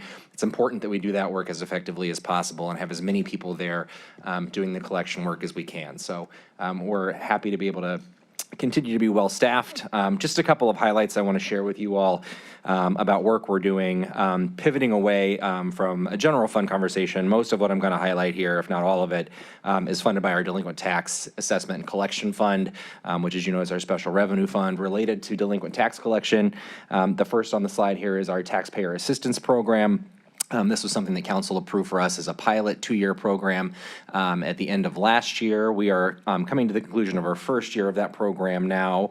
And at this point, we have serviced around 123 taxpayers to the tune of $800,000 that has gone to reduce delinquency for those folks. We have a $2 million budget per year and then another $500,000 for servicing. So we have a ceiling to reach. I'll be coming back to you all later this month with more information on our plan to address that in year 2 of the pilot, to make some adjustments on qualification criteria, management plans, et cetera. So stay tuned on that. We have another 316 applications in process, and as I said, we intend to grow that significantly in '26. The other piece on the slide up here, as Mr. Chambers mentioned, is outreach, and I just want to highlight that as well. I'm very proud of the work our team does on that, led by Mike Sweeney in our Delinquent Tax Outreach Office and Dr. Victoria Berry. They have done well over 100 events this year, specifically relating to DTAC. 80 of those were specific DTAC events. We've helped hundreds of taxpayers through those events in the city of Cleveland, in our inner ring suburbs, and other places. Those outreach events have directly resulted in dozens of delinquent tax payment contracts. And I just want to point out for you all that our next 2, in collaboration with the city of Cleveland, this is a first for us as a county. We haven't done direct collaboration with the city of Cleveland on delinquent tax collection. We have 2 more left, one on November 6th this week at Estabrook Rec Center in Old Brooklyn, which is Councilman Sweeney's district, and then another on November 18th at the Collinwood Rec Center, which I believe is in Councilwoman Simon's district. So we're bringing those to a conclusion for this year as well. The other slide here then that we have is on our Financial Empowerment Center. This is part of our effort to do more outreach and help people manage the conditions precedent to being financially stable. Most of our work is reactive. We're getting people after they've already got an existing problem. The Financial Empowerment Center is to help give them the tools to be stable longer term. So we've been working for over a year in collaboration with the JFS folks and the Cities for Financial Empowerment, which is a national organization housed at Bloomberg Philanthropies. We are budgeted in year 1 for that program at $841,000, which includes concluding the build out downstairs on the first floor, which will be the hub for that center. This is a schematic of what that will look like when it's finished.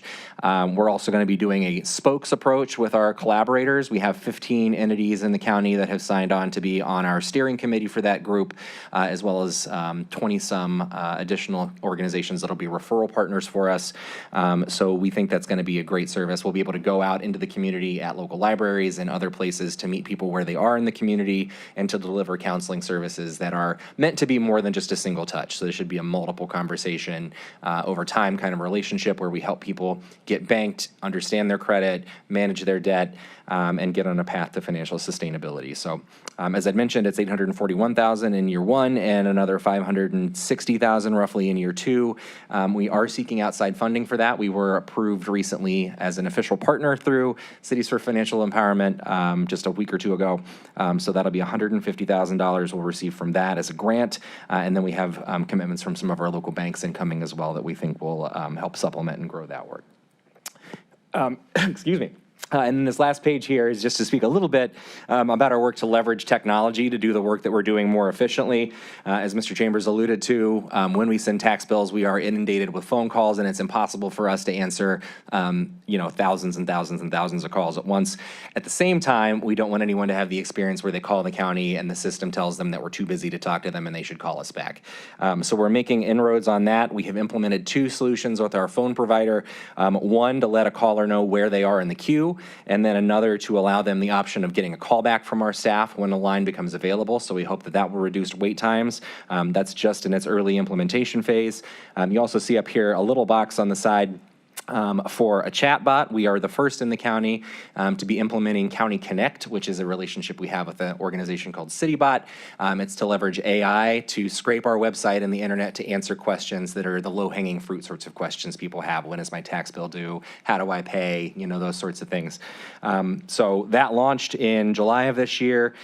We've answered a little under 1,000 inquiries at this point, and the great thing about that system is as it answers questions, we can in real time see what the system is saying and make corrections to make it smarter. So that'll be something that we're very excited about leveraging as we go forward as well. And then the last thing on this slide, there's a section there on our e-billing for taxes. That's an existing solution through our provider. for merchant services that allows a taxpayer at their election to receive their tax notice by email or text message. We've got about 6,000 taxpayers signed up for that now, and it's our intention to market that and grow that program over time.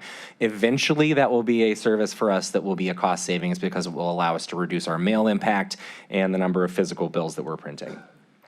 So that is a quick highlight of some of the work that we're doing. Other things I want to mention, because I have the floor, is that we are trying consistently to make our office as friendly to taxpayers as possible. As I'd mentioned before to you, we have expanded the availability of delinquent tax payment contracts so people can go out to as long as 5 years to pay back those back taxes and have multiple opportunities to do that. We recently, just this week, announced a deferral program for those impacted by the federal government shutdown. So if folks are on an existing payment plan with us, they can forestall payment in as many months as are necessary to get us through the shutdown period. And then other things that we're currently engaging on are working on improvements to our linked deposit programs for home repair and housing affordability. We're in conversation with the Office of Housing and Community Development and our banking partners about how we can do that more effectively. And we're looking at the county's unclaimed funds. I know this is a conversation that's come up a lot in the context of professional sports. Those are state-held dollars that are going to Brook Park and not county-held dollars, but we do have a tranche of county-held dollars that we want to help people access more easily. So we're in conversations with IT, the fiscal office, sheriff's office, and others to make sure that we're making that as available as we can and to reduce barriers to entry for people to claim the money that is theirs that the county is holding. So with that, I'll gladly pause and take questions if you have. Mr. Kelly? Thank you, Madam Chair.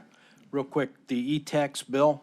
Yes, sir. That comes to you via your email, and can you turn right around and pay it the same way?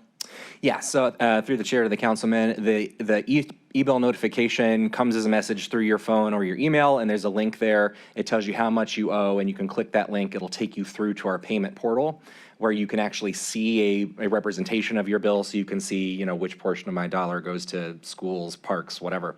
And then you have the ability to pay through that platform directly. All right, thank you. President Miller? Madam Chair Director, regarding the Financial Empowerment Center, to the extent that you're not able to get grants or other sources of outside funding, what would be the funding source for the program? Yeah, through the chair to President Miller, the backstop funding source for that is our Delinquent Tax and Assessment Collection Fund. That should not have any general fund impact of any kind. Okay, thank you. Ms. Simon? Thank you. High Treasurer, how long do we hold county dollars in unclaimed funds? Through the chair to the councilwoman, it can be in perpetuity. It depends on which class of funds we're talking about. At some juncture, those funds roll into the treasury and can be reutilized for other things, some classes of them. We're in conversation now with the prosecutor's office about how to make those distinctions and manage that pool effectively. Governed by ORC? Yes, ma'am, that's right, ORC. And how many classes, just briefly, what are we looking at? There are roughly 3 large classes of funds. There's probate funds. So that's kind of roughly what we're looking at, yeah. Okay, thank you. Mr. Gallagher? Mr. Cromes, I'm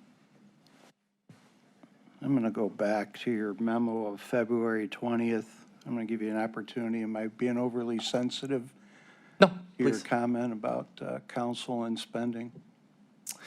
Through the chair to the councilman, in hindsight, those words were poorly chosen. So the intention of that was to convey that we weren't clear on what the spending was going to be. I know I mentioned council specifically in that. It was more broad than that. We have, in the intervening period, convened a ongoing meeting of the directors who do longer-term, larger expenditures. So we have a better handle on cash flow analysis now. But that was what I was attempting to convey somewhat poorly in that letter. Understood. I appreciate that. I've been on councils that spent like drunken sailors and placed the city in which I live and served in great jeopardy. And I can tell you, since I've been on this council has been nothing but open and honest with the taxpayers, sometimes to a fault. And we take the slings and arrows, and we get it. That's our job. We sit up here a little bit higher so we're easier targets. But when it comes to spending, I think we're very, very open and honest with that. As I would actually say that the previous and present administration has. It's just, it gets to you a little bit when you're trying your best and maybe something comes out maybe the wrong way, it can be taken the wrong way, and I appreciate you explaining that to me. But as we move forward, times are tough, and I get it. But we're doing the best we can. That's all I wanted to say. Certainly through the chair of the council, I appreciate that, and we definitely view this as a collaborative effort, and we appreciate the extent to which you've been willing to have those conversations with us as we go forward. This is not going to be a moment we navigate on our own, certainly, so we appreciate that very much. Thank you.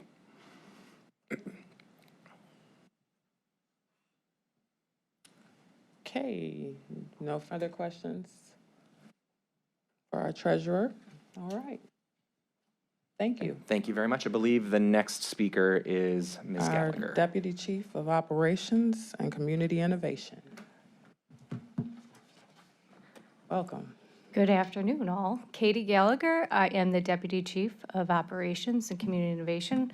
I am here on behalf of the Office of Innovation and Performance. I know it's been brought up a few times today, but the Office of Innovation and Performance leads process improvements throughout our county departments. They do so primarily two different ways. One is with our Innovation Academy, where we host green, yellow, and black belt projects with employees throughout Cuyahoga County executive offices. And just in 2024, this work going through these projects has brought back about $5 million of money back to the county in either process improvements or savings through cleaning up processes, and about $7 million were tracked for this upcoming year. The other way that the Office of Innovation helps is directly through our 4 FTEs. So again, you heard about it a little today with the Sheriff's Department. Dale Armbruster, who works in the Innovation Performance, has been working with the Sheriff's Department, specifically outside of helping with the Academy, is to just trying to find ways where the sheriff can identify opportunities for overtime savings, and just looking at different process improvements, talking to staff, listening to the feedback from the employees that work there, just seeing what the low-hanging fruit would be. And with Cassie Gang, she's been working primarily with the Office of Human Resources and helping just with process improvements there, employee payrolls, new tuition reimbursement process, which we think is paying dividends, as well as other projects that you may have seen is the boards and commissions, the process there, the cleanup. Innovation has helped with that, as well as the public records process. As far as the budget goes, the budget is rather small. You could see that on page 117. The total budget for 2026 is $632,000, and 27, $645,000, and about 92% of that budget is personnel costs. That is it. If you have any questions. Any questions for Chief? Just a question through the chair. Yes, ma'am. Director, so is this mandatory training that the employees have to take for the Yeah. training? Through the chair, no, it is all voluntary, which actually makes it pretty great, because you could, if you ever have a chance to sit through one of the ceremonies for the green belt and black belt, which they just hosted last week, you can really see employees buy-in. I mean, they see these things, and we're just giving them the tools to just go through the process, look at them, and just think about it in a more critical manner where they can say, oh, I could do this, this 10-step process in probably 4 with using, helping with IT, using the resources that we have on hand oftentimes. So it is very a rewarding experience, and I would highly encourage if you ever get a chance to sit through one of the ceremonies. It's pretty fabulous. Thank you. Mr. Hauser. To the chair, to the deputy director. So my question is, I've been here a while. We've been doing green belt and black belt for forever. Are there any metrics that we use to show the outcome of this program over the years we've been doing it? Sure, we have some metrics in the actual budget book, but also we can go back in time. So if you wanted me to pull that up, I could send you some stuff. Sure. And then I heard you say you guys are working on cleaning up the boards and commission. Can you go more in details about what has actually been done? So specifically, Dale on the staff worked with Chris Alvarado, and I don't know if Ben, you were involved a little bit. And it just is it's a process that's defined a lot by code, but there's a lot of paperwork involved, and every single appointment has to go through council, and there's the process. So just they made this whole idea computerized, and so there's a tracking metric. So when somebody is up from a commission, say that there's an alert for them that tells them, okay, this is going to be up in 6 months, you either have to reappoint or you have to find somebody else. So there's just a lot of boards and commissions, and I think that sometimes just get, if someone's not tracking it, it just gets a little too cumbersome. And so moving towards an electronic way has helped that. Thank you. Thank you. Any further questions? All right. Thank you, Ms. Gallagher. Okay, we now hear from Department of Purchasing, followed by the Department of Equity and Inclusion. We're almost there.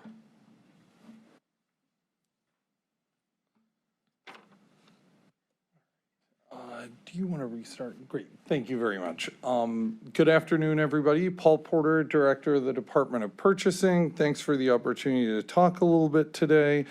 I want to just draw your attention to the proposed budget line. Hold on a second. There we go. The top line of the proposed budget for purchasing for 26 and 27. If you look at our personnel versus other expenditures, you can see that almost the entirety of our budget is focused on personnel. The work that the Department of Purchasing does is dependent upon the staff members within the Department of Purchasing. We have very few contracts or expenditures outside of the expenditures for staff. On the other expenditures line, most of those would be associated with things like our office supplies, printing, a couple of memberships that we have. We really have very little outside of staffing costs. We are a smaller team. There are 14 members of the Department of Purchasing. That's down a little bit from the most recent biennial budget, but I think we've still been able to effectively serve as what is essentially an internal customer service department to all the other departments throughout the county, with a bit of a vendor outreach component and working with vendors as they submit bids and proposals in an effort to do business with the county. Mike presented some statistics on an earlier slide, and I just want to provide a little bit of additional info about the everyday work of the Department of Purchasing.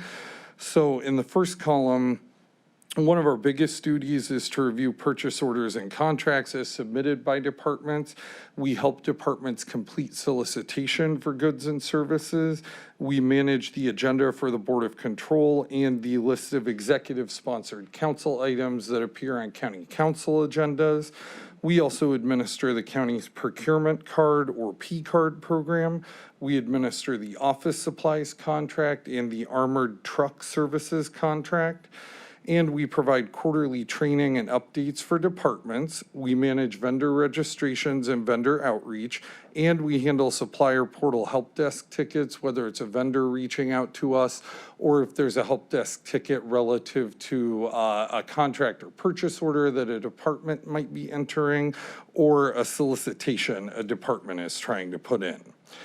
On the statistics on Mike's slide, we were referencing mostly full year 2024 data so we could give you a full picture of a calendar year. I went in and looked at where things stand for 2025. So far, we've got a little over 1,100 active contracts that have funding for 2025 on them. Some of them might have been approved a couple of years ago and they were a multi-year agreement. So far, we're just over 5,000 total purchase orders processed for calendar year 2025. And then looking at the total value of contracts, in the system today, we've got around $385 million in encumbrances on contract lines for calendar year 2025. Some of those encumbrances have already been paid against, but you can see that, contracts and purchases make up a significant portion of that overall budget that the Chief of Staff referred to. I'm happy to answer any questions about purchasing, and I did want to take a moment to thank County Council for your work over the past, well over a year at this point, culminating this spring with the passage of revisions to Chapter 501 of the County Code. We have had some success with processing some of those smaller dollar amount purchases in a more timely fashion. Just to look at one narrow example of that, transactions between $5,000 and $10,000, where they can be approved by the Department of Purchasing without having to go to a Board of Control agenda at this point. That process timeframe has gone from kind of the 12 to 17-day range down to more like the 3-day range. So just an example of a small purchase transaction that departments are able to make much quicker, and that wouldn't have been possible without, your partnership and kind of diving into what I will admit is a tricky topic. So thank you, all of you, for your partnership on that. Mr. Miller? Madam Chair, Director, can you give me the number again on the number of contracts for 2025? Absolutely. Through the chair to the council president, we've got 1,160 active contracts that have 2025 lines on them. I did try and take contracts that are in amendment status into account for that, but that doesn't take into account items that are pending before council that don't start until January of 26. That's just kind of a point in time snapshot of 2025 contract lines. So, one other thing I just also wanted to highlight an innovation that you made in which we used estimates to initiate the process on some of the federal grants that typically came in very slow, and using that process, we're able to get the money out the door more quickly. Thank you very much, Council President Miller. That's, again, something to highlight that's a partnership between the Department of Purchasing and County Council. The other thing that I would highlight in that vein is the out-of-home care contract through the Division of Children and Family Services. Because it's such a large contract with a vast number of vendors, it can be a challenge for Health and Human Services to collect all of the accurate, compliant documentation from vendors, including in particular insurance certificates, that, you'd have some vendors that would get all of their stuff in quickly and on time, and other vendors that were taking longer. We were able to present that before County Council as an anticipated dollar amount of the contract with an anticipated list of vendors. And then as soon as each of those vendors had their compliant documents turned in, they were able to be paid for the services they were rendering. That's an example of what happened for the current year. Looking ahead, Board of Control just approved an alternative procurement process to release a solicitation for out-of-home care services that's going to be a formal process, but it's going to be on a simplified template so that vendors will have an easier time responding to it. The rationale behind that is those vendors, we try and get as many of them as possible to agree to a contract with us because we want to have as many options as possible for child placement services. Health and Human Services can get into the specifics of what those services actually look like, but from the purchasing perspective, we're trying to think, how can we make it easier for those vendors to engage with us and do business with us if we know we're out there, that they're out there willing to work with us? Thank you. Thank you. Simon? Thank you. Mr. Porter, thank you. Director, who ultimately decides which type of procurement process is going to be implemented? Sure. Does the buck stop with you, or are you pretty much asked to do it a certain way and then you help do that? Sure. Through the chair to the council person, we usually do that in conjunction with the department directors. So I will offer my advice and perspective on it. If a director wants to pursue a solicitation in a certain way, from the purchasing perspective, we'll try and make sure that the process is documented as thoroughly as possible and indicate, the way in which the different processes are handled, whether it's a formal, an informal, an exemption for some kind of reason. If it's, a government purchase or a cooperative purchase that like the state of Ohio bid out and we're taking advantage of that, will require that the departments provide the cover sheet for the master contract that we're making the purchase under.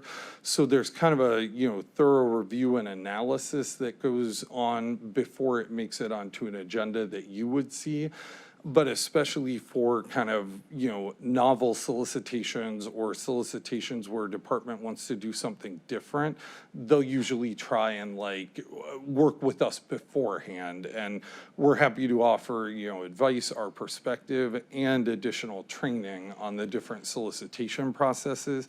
Case in point, after the changes were made in light of the legislation around 501, we did trainings for departments about, what those changes were and how that might alter, how they would handle a low dollar amount purchase, for instance. Thank you so much. I appreciate it. Thank you. Further questions? Mr. Castleberry and Mr. Hauser? Oh, Mr. Hauser? Just a quick question to the chair, to the director. Director, is there anything in place if we have like a local vendor or vendor that will make, great community impact? Is any consideration in the bidding process for different vendors that are associated or affiliated in the community? Certainly. Through the chair to the council person, I don't want to step on Director Lockett's toes, so she can talk about the specific registrations that we have for local SBEs, MBEs, and WBEs. We also have a Cuyahoga County-based business program where we can give a pricing preference in certain conditions for RFBs if there's a local vendor that's within a certain dollar amount of the low bidder, that will give them the opportunity to match that low bid and get the contract for the services. One of the things I'm particularly pleased about that Lenora's team has taken the lead on, and we've played a part in it, is direct outreach to vendors through vendor fairs. One of the stats that was on the fiscal officer slides referenced that last year we registered 1,400 new vendors. So that's part of kind of my philosophy, cast as wide of a net as possible and get those vendors to register to do business with us, particularly on a local level, so we can engage with them and they'll respond to the solicitations we put out. Thank you. Thank you. Castleberry? No, oh, okay. All right, Mr. Porter, thank you. Thank you. We'll hear from the Department of Equity and Inclusion for the grand finale.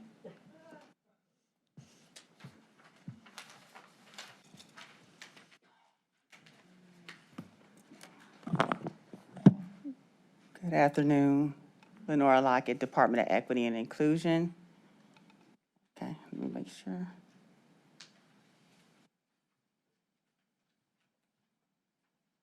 All right, first I would like to thank you all for the opportunity to give an overview of the 2026-2027 proposed budget for the Department of Equity and Inclusion. As you are aware, the Department of Equity and Inclusion was established in May of 2021 when the former Office of Procurement and Diversity was separated into the Department of Purchasing and the Department of Equity and Inclusion. The Department of Equity and Inclusion, we retained our supplier diversity duties, and we acquired expanded duties related to advancing diversity, equity, and inclusion throughout county operations. We engage in the all-in principle. We know to be successful in advancing diversity, equity, and inclusion, we need to all be in. We are also recognize that we need both top-down and bottom-up approaches. Our overall goal is to increase awareness, improve access, and increase opportunities for all. Our initiatives in pursuit of this goal are usually contained in, can be categorized in 3 categories. First, there's supplier diversity. Again, that was the duties that we retained. And some of our initiatives or programs that we've implemented, just say for this year, Paul just mentioned one, where we collaborate with the Department of Purchasing to provide county vendor fairs. At the county vendor fairs, businesses are able to come to the fair and get face-to-face assistance with such procurement duties as registering an N4, learning where they can find bid and procurement opportunities available. They can also, if they're interested in becoming a county certified SBE, MBE, or WBE, the DEI staff is there to help them through the process.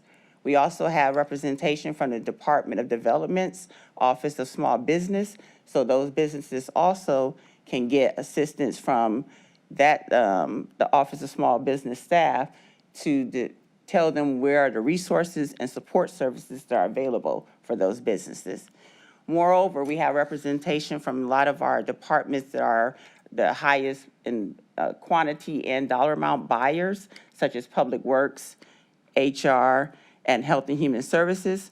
And that provides the opportunity for businesses to speak to those procurement staff and find out what services or goods the procurement, those departments will be needing, and also share with that procurement staff how their services and goods match up and for those opportunities. Another category for our initiatives are related to workforce equity. One example I would like to highlight this year was our Mid-Year Equity Summit. The target audience for the Mid-Year Equity Summit was anyone that's a supervisor or higher, all the way to leadership, directors, managers. That was offered virtually, and that was a collaboration with DEI, the Personnel Review Commission, and HR.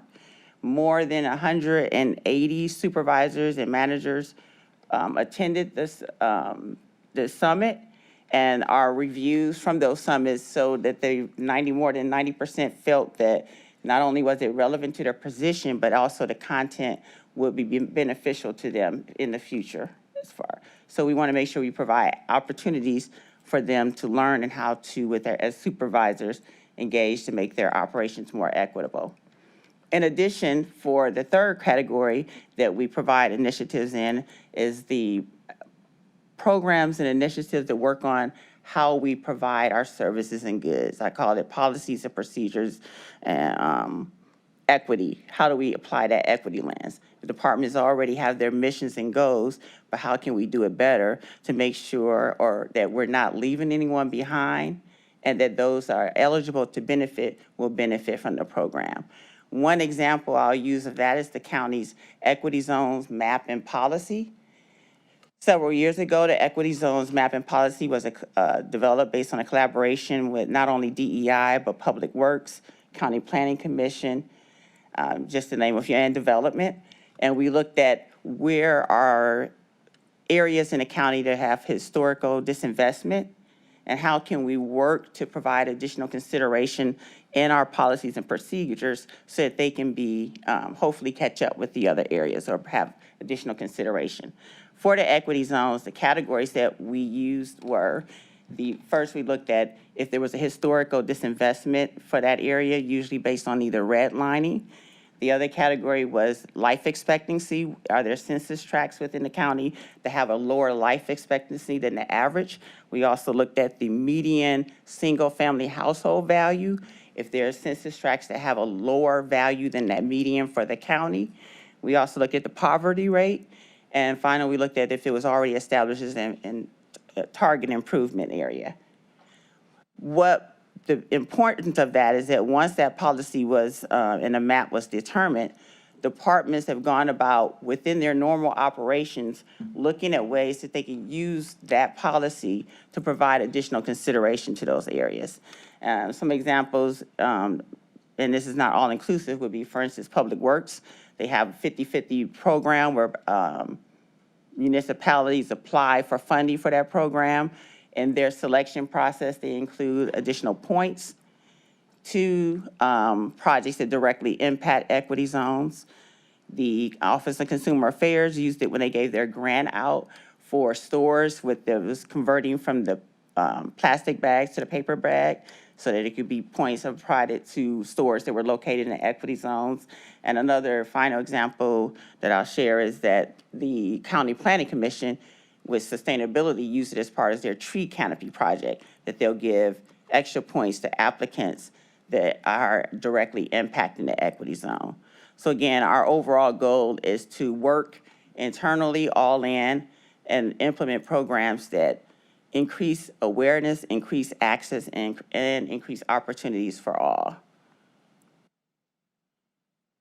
Similar to other departments, today, the majority of the budget for the Department of Equity and Inclusion is personnel.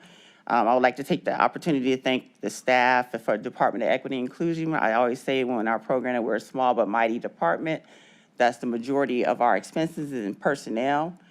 The other expenditures that's proposed for the two-year budget, 26 and 27, include enable us to provide the duties that we feel we'll need within that two-year period.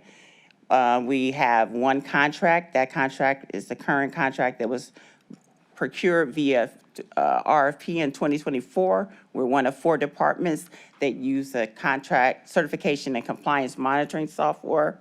The RFP, we selected B2G Now and LCP Tracker, which happened to be the existing vendor. That contract does have a 5% escalation for each year. It was awarded as a 5-year contract. The LCP Tracker component has a 3% escalation for the licensing for that period. Other than that, the other expenditures include such things as mileage reimbursements, print charging, chargebacks, things of that sort. There were 3 questions that we were asked to directly respond to. The first one was whether or not the budget included any reductions or eliminations. We do not have any reductions or eliminations. However, when you compare the 2020, the proposed budget, biennial budget with the current year budget, the 24-25, because we are responsible for doing a disparity study. The disparity study was procured in 24, is being completed this year. So the 24 and 25 budget did include in the contract expenditures funds to pay for that. That's the requirement to do the disparity study is on an every 5-year budget, so it's not in the upcoming 26-27 budget. We do foresee in a budget following that, in the 28-29, that we will be asking for funding to address the needs for the disparity study in that time period. The second question was whether or not there was any new or increased expenditures. We do not have any new expenditures, but as I stated, our B2G contract, LCP Tracker contract, does include the 5% escalation and the 3% escalation for the LCP Tracker. Other than that, those are the only increased expenditures. And the final question was, do I have any concerns with the budget? I do not have any concerns with the budget, and our department works to leverage technology, resources, and partnerships to maximize our outreach and impact. And that completes my prepared statements, and I'm here to answer any questions. Mr. Hauser. To the chair, to the director, can you tell me just a little bit more of the disparity study? Correct me if I'm wrong, director, was the findings that gender is not an issue, but race still is when it comes to procurement, or I don't know if it's the opposite. Can you tell me more of the findings from the disparity studies? So the first thing I would like to say is definitely that Keene was the consultant that was submitted, awarded to do the independent disparity study. They did submit a draft. That draft is being reviewed by the law department. There is preliminary findings that, based on their analysis of the last 5 years, that based on their calculations, there may be parity with gender between the availability in the market and the utilization. And also there may be some other, the disparity study will provide recommendations, and there are some draft recommendations of how they feel we could maneuver. What I would say is, in general, that is under review with the law department, not only with the feasibility of how we would implement those operations, but also how to maximize the overall benefit to the county, not only in our internal goals and values, but in the overall environment. Please keep us updated so as a council, we know how to proceed moving forward. My second question is, I know when I worked for a similar office in Cincinnati, we had a lot of issues. The subs were always interested, the primes contractors were not. Have you found any similar issues for Cuyahoga County where that is always easier to get subcontractors and primes are not interested? And then how do you, I guess, make sure that they work together or they're being utilized? Have any thoughts? That is always a great question, complex question, complex answer. Our program is definitely subcontractor based because the goal is, while there is credit and we want to move MBEs, WBEs, and SBEs along where they feel comfortable and have the insurance and the bonding requirements to be the prime. A lot of times as part of that growth, they are the subcontractors. And there is usually, it's a matter of trust in a relationship. One of the actions we take is we try to make sure that we do consistent good faith effort so that it's not just the prime. Now the prime is, the county will only have a contract with the prime. So a lot of our communications will be directly with the prime, but we also try to ensure as part of our evaluation of good faith effort that we follow up with whatever's documented by the prime, that even within our review of each bid and proposal, we try to follow up with the subs to find out, was there outreach? Is this consistent with why you are not being offered or did not respond? Now, there's always going to be a level of discomfort with the subs because they will have again, it's trust. And while they may want to be off the record to state whether they felt there was a welcoming environment, they're also hesitant about being unofficially blackballed. So that is just part of us trying to be promote transparency and also be clear about the good faith effort that we require and the documentation that we require so that can provide the opportunity for transparent communications on the subs, SBEs, subcontractors on why they were not participating or did not respond, or if if they felt their pricing was too high or not. And also the primes have the expectation to know that we are going to follow up and try to document that process. Appreciate it, Director. Thank you. Further questions? Director? Mr. Jones? Thank you, Madam Chair. Good afternoon, Lenora. Good afternoon.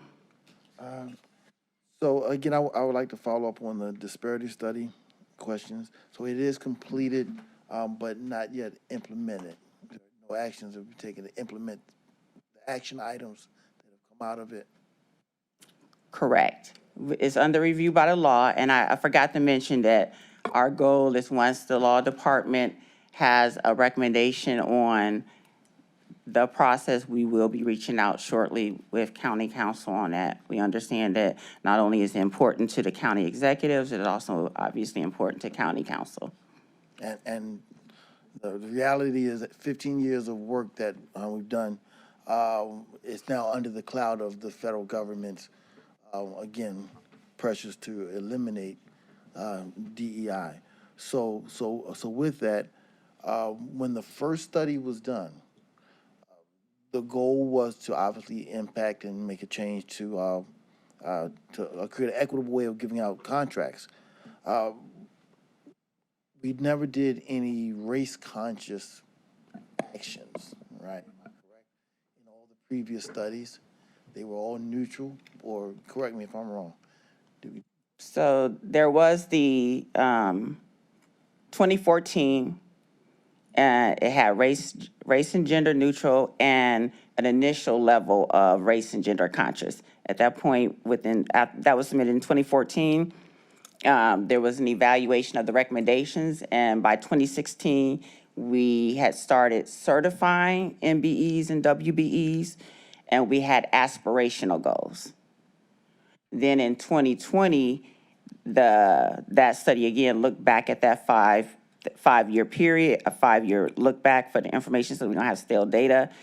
Looked at the impact, and in 2020, they again recommended race and gender neutral options with some additional race and gender conscious initiatives. So they fortified, it was more progressive. So like, the best example might be, before the 2014, we only had SBE certification. After 2014, we began certifying MBEs and WBEs. However, our goals were aspirational based on just the documented availability in the market. Then after the evaluation by the 2020 study, they determined that we needed to be more assertive. And that's where we had to do the contract by contract goal setting, where you have to look at based on the scope of work, not just aspirational over in general what's available in the market, but specifically for the procurement based on the scope of work. What is the availability for this component of the scope of work? What is the availability for this component of the scope of work, so that you could have a more tailored overall goal. And based on having a more tailored overall goal for the scope of work, you can have a more stringent, good faith effort analysis. So, and one of the general, as part of disparity studies in general, is that you must maximize race and gender neutral options. So in most cases, I would say probably 99 or 100% of the cases, if they're going with the legal framework that have been accepted or given at that time by various courts, not only the Supreme Court, but the court for the jurisdiction that your government is operating in, you must exhaust race and gender neutral options. So we've been doing that, exhausting those options? Yes, I believe that there's always room for improvement. So I'll give an example. Diversity, equity, inclusion, I consider a value, and values have to be continually committed to and require consistent intentional action. So you implement, assess, and look at how you can do better. So, for example, when I look at the, one of the items was the preparation of the forecast. And so that you can nurture the whole pipeline by letting people know what is available in advance so that they can be aware of what opportunities are coming, and then they have time to be competent to do an RFP and RFQ. So now, I'll just give an example. One, we're in the process now of starting that update process, but now that we've changed our procurement process a little more, then I'll be working with departments to make sure that we still show, for instance, a lot of the formals that are now informals. I'll be working with departments to make sure that's still on the spreadsheet. So we're still buying those goods and services, but we're buying them through an informal procurement process now, whereas before it was a formal procurement process. And that might be simple, but if you're not familiar with the county, now that's not going to be on the public purchasing's formal bid website. Is going to be in the informal process. So it's going to be somewhere different, which may seem minor, but if you're already not familiar, then you might miss it. So you always have to be, as you pivot and grow, you have to look at how to keep the awareness and access to your environment or the pertinent stakeholders, that has changed as far as where you can get that access or information, or where that information is available, so you don't miss the opportunities. Thank you. I think I heard you say we reached parity among female businesses, but we have not. Is that correct? One of the analysis from the draft is that what they found in their analysis was that when they looked at what what was available to what we were utilizing, that there wasn't a gap. So usually with the disparity study, they look at, for the time period, what was the availability in the market area. That's why the first thing that they do is look at where we purchased all of our goods and services from. And then where we purchased our goods and services from, there's a certain accepted percentage that determines what was your economic market. So where was 80% of the goods, the vendors that you contracted with located geographically. Then based on that geographic limits, they look at now, based on that geographic limit, because that was 80%, 75%, I believe it's the minimum, it could be, but most of the time 80%, this is where you operated. And within that area that you operated, what was the demographics of the vendors available in that market? So that's how you get the availability.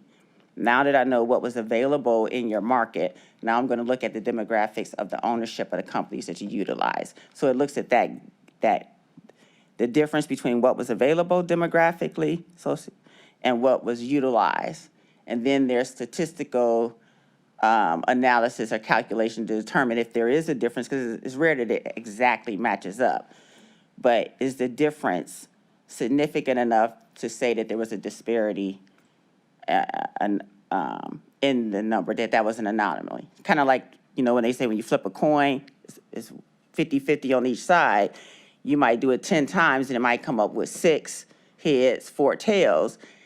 But does that mean is that an anomaly if you say that, that it's 50-50 chance?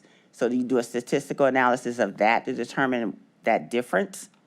And then the other part of the disparity study is, even if there is a difference, can you say that difference was due to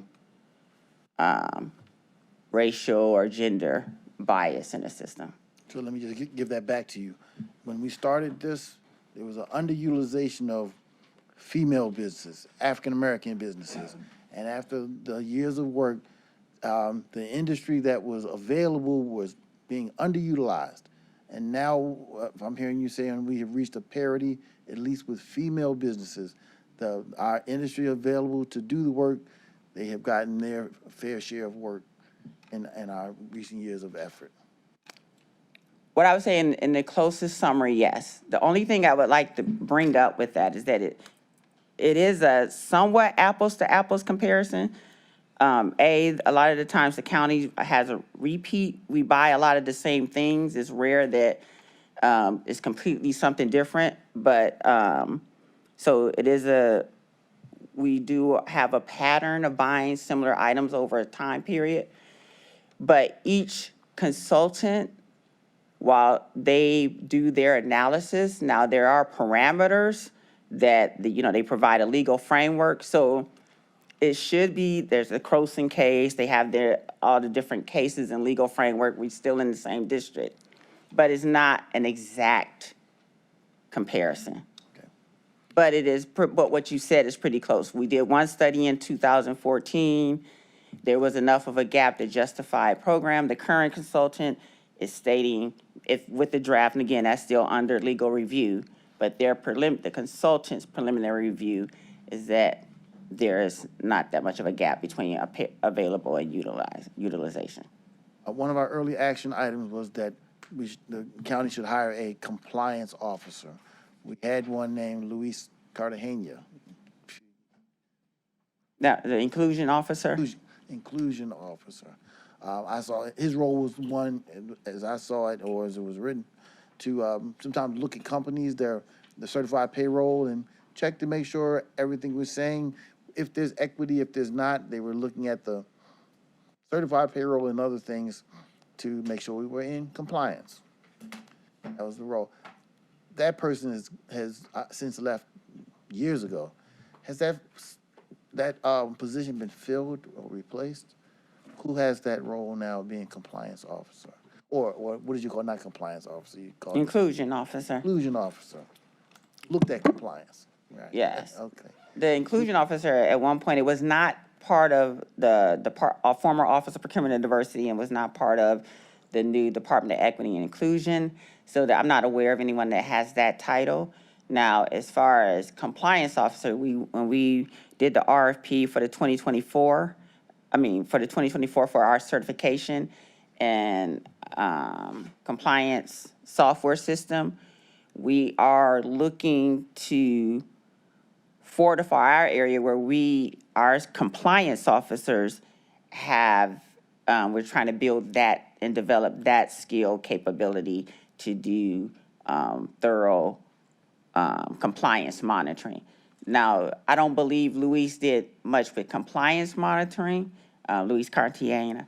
I know a lot of his was more with the outreach, as far as trying to help beforehand get, I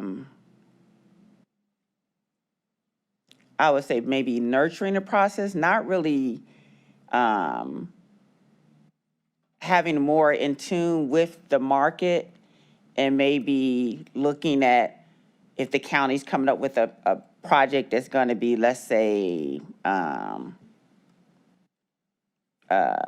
don't know, a project that we've had a historical low participation, looking at maybe insight into the industry to see how to better gear up vendors that might be SBEs, MBEs, increase their awareness about the opportunity so that they are available and ready to be subcontractors and or prime contractors for those items. That was my understanding of one of the areas that he definitely was working on with Public Works, because sometimes he would call and talk to our staff and me about who do we have already registered, who does he might already know. I believe he might have had some experience with maybe GCP or some other, his own personal experience where he had a little more in touch with industry based on his experience also, to leverage that.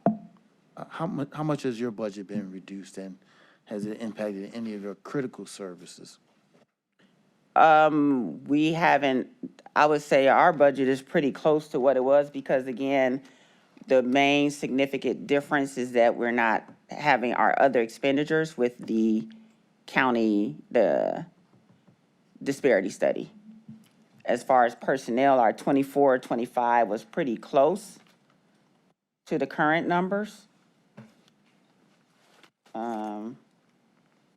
We were mainly, we had 9 FTEs under the 24, 25 budget. We still have the same 9 FTEs. I know that there's been some increase in personnel costs, but not based on that change in FTE. And also with our contracts and expenditures, we were already pretty, I would say lean myself. And I say that,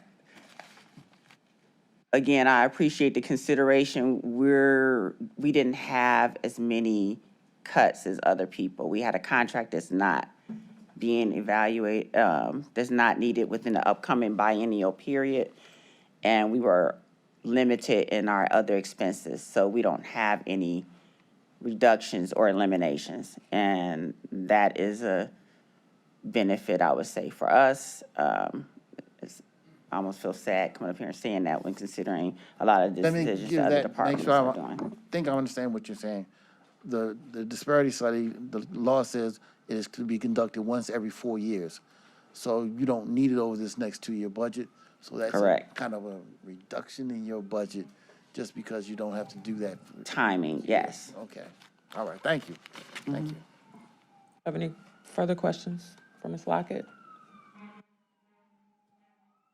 Okay. Mr. Council President? To the director, just to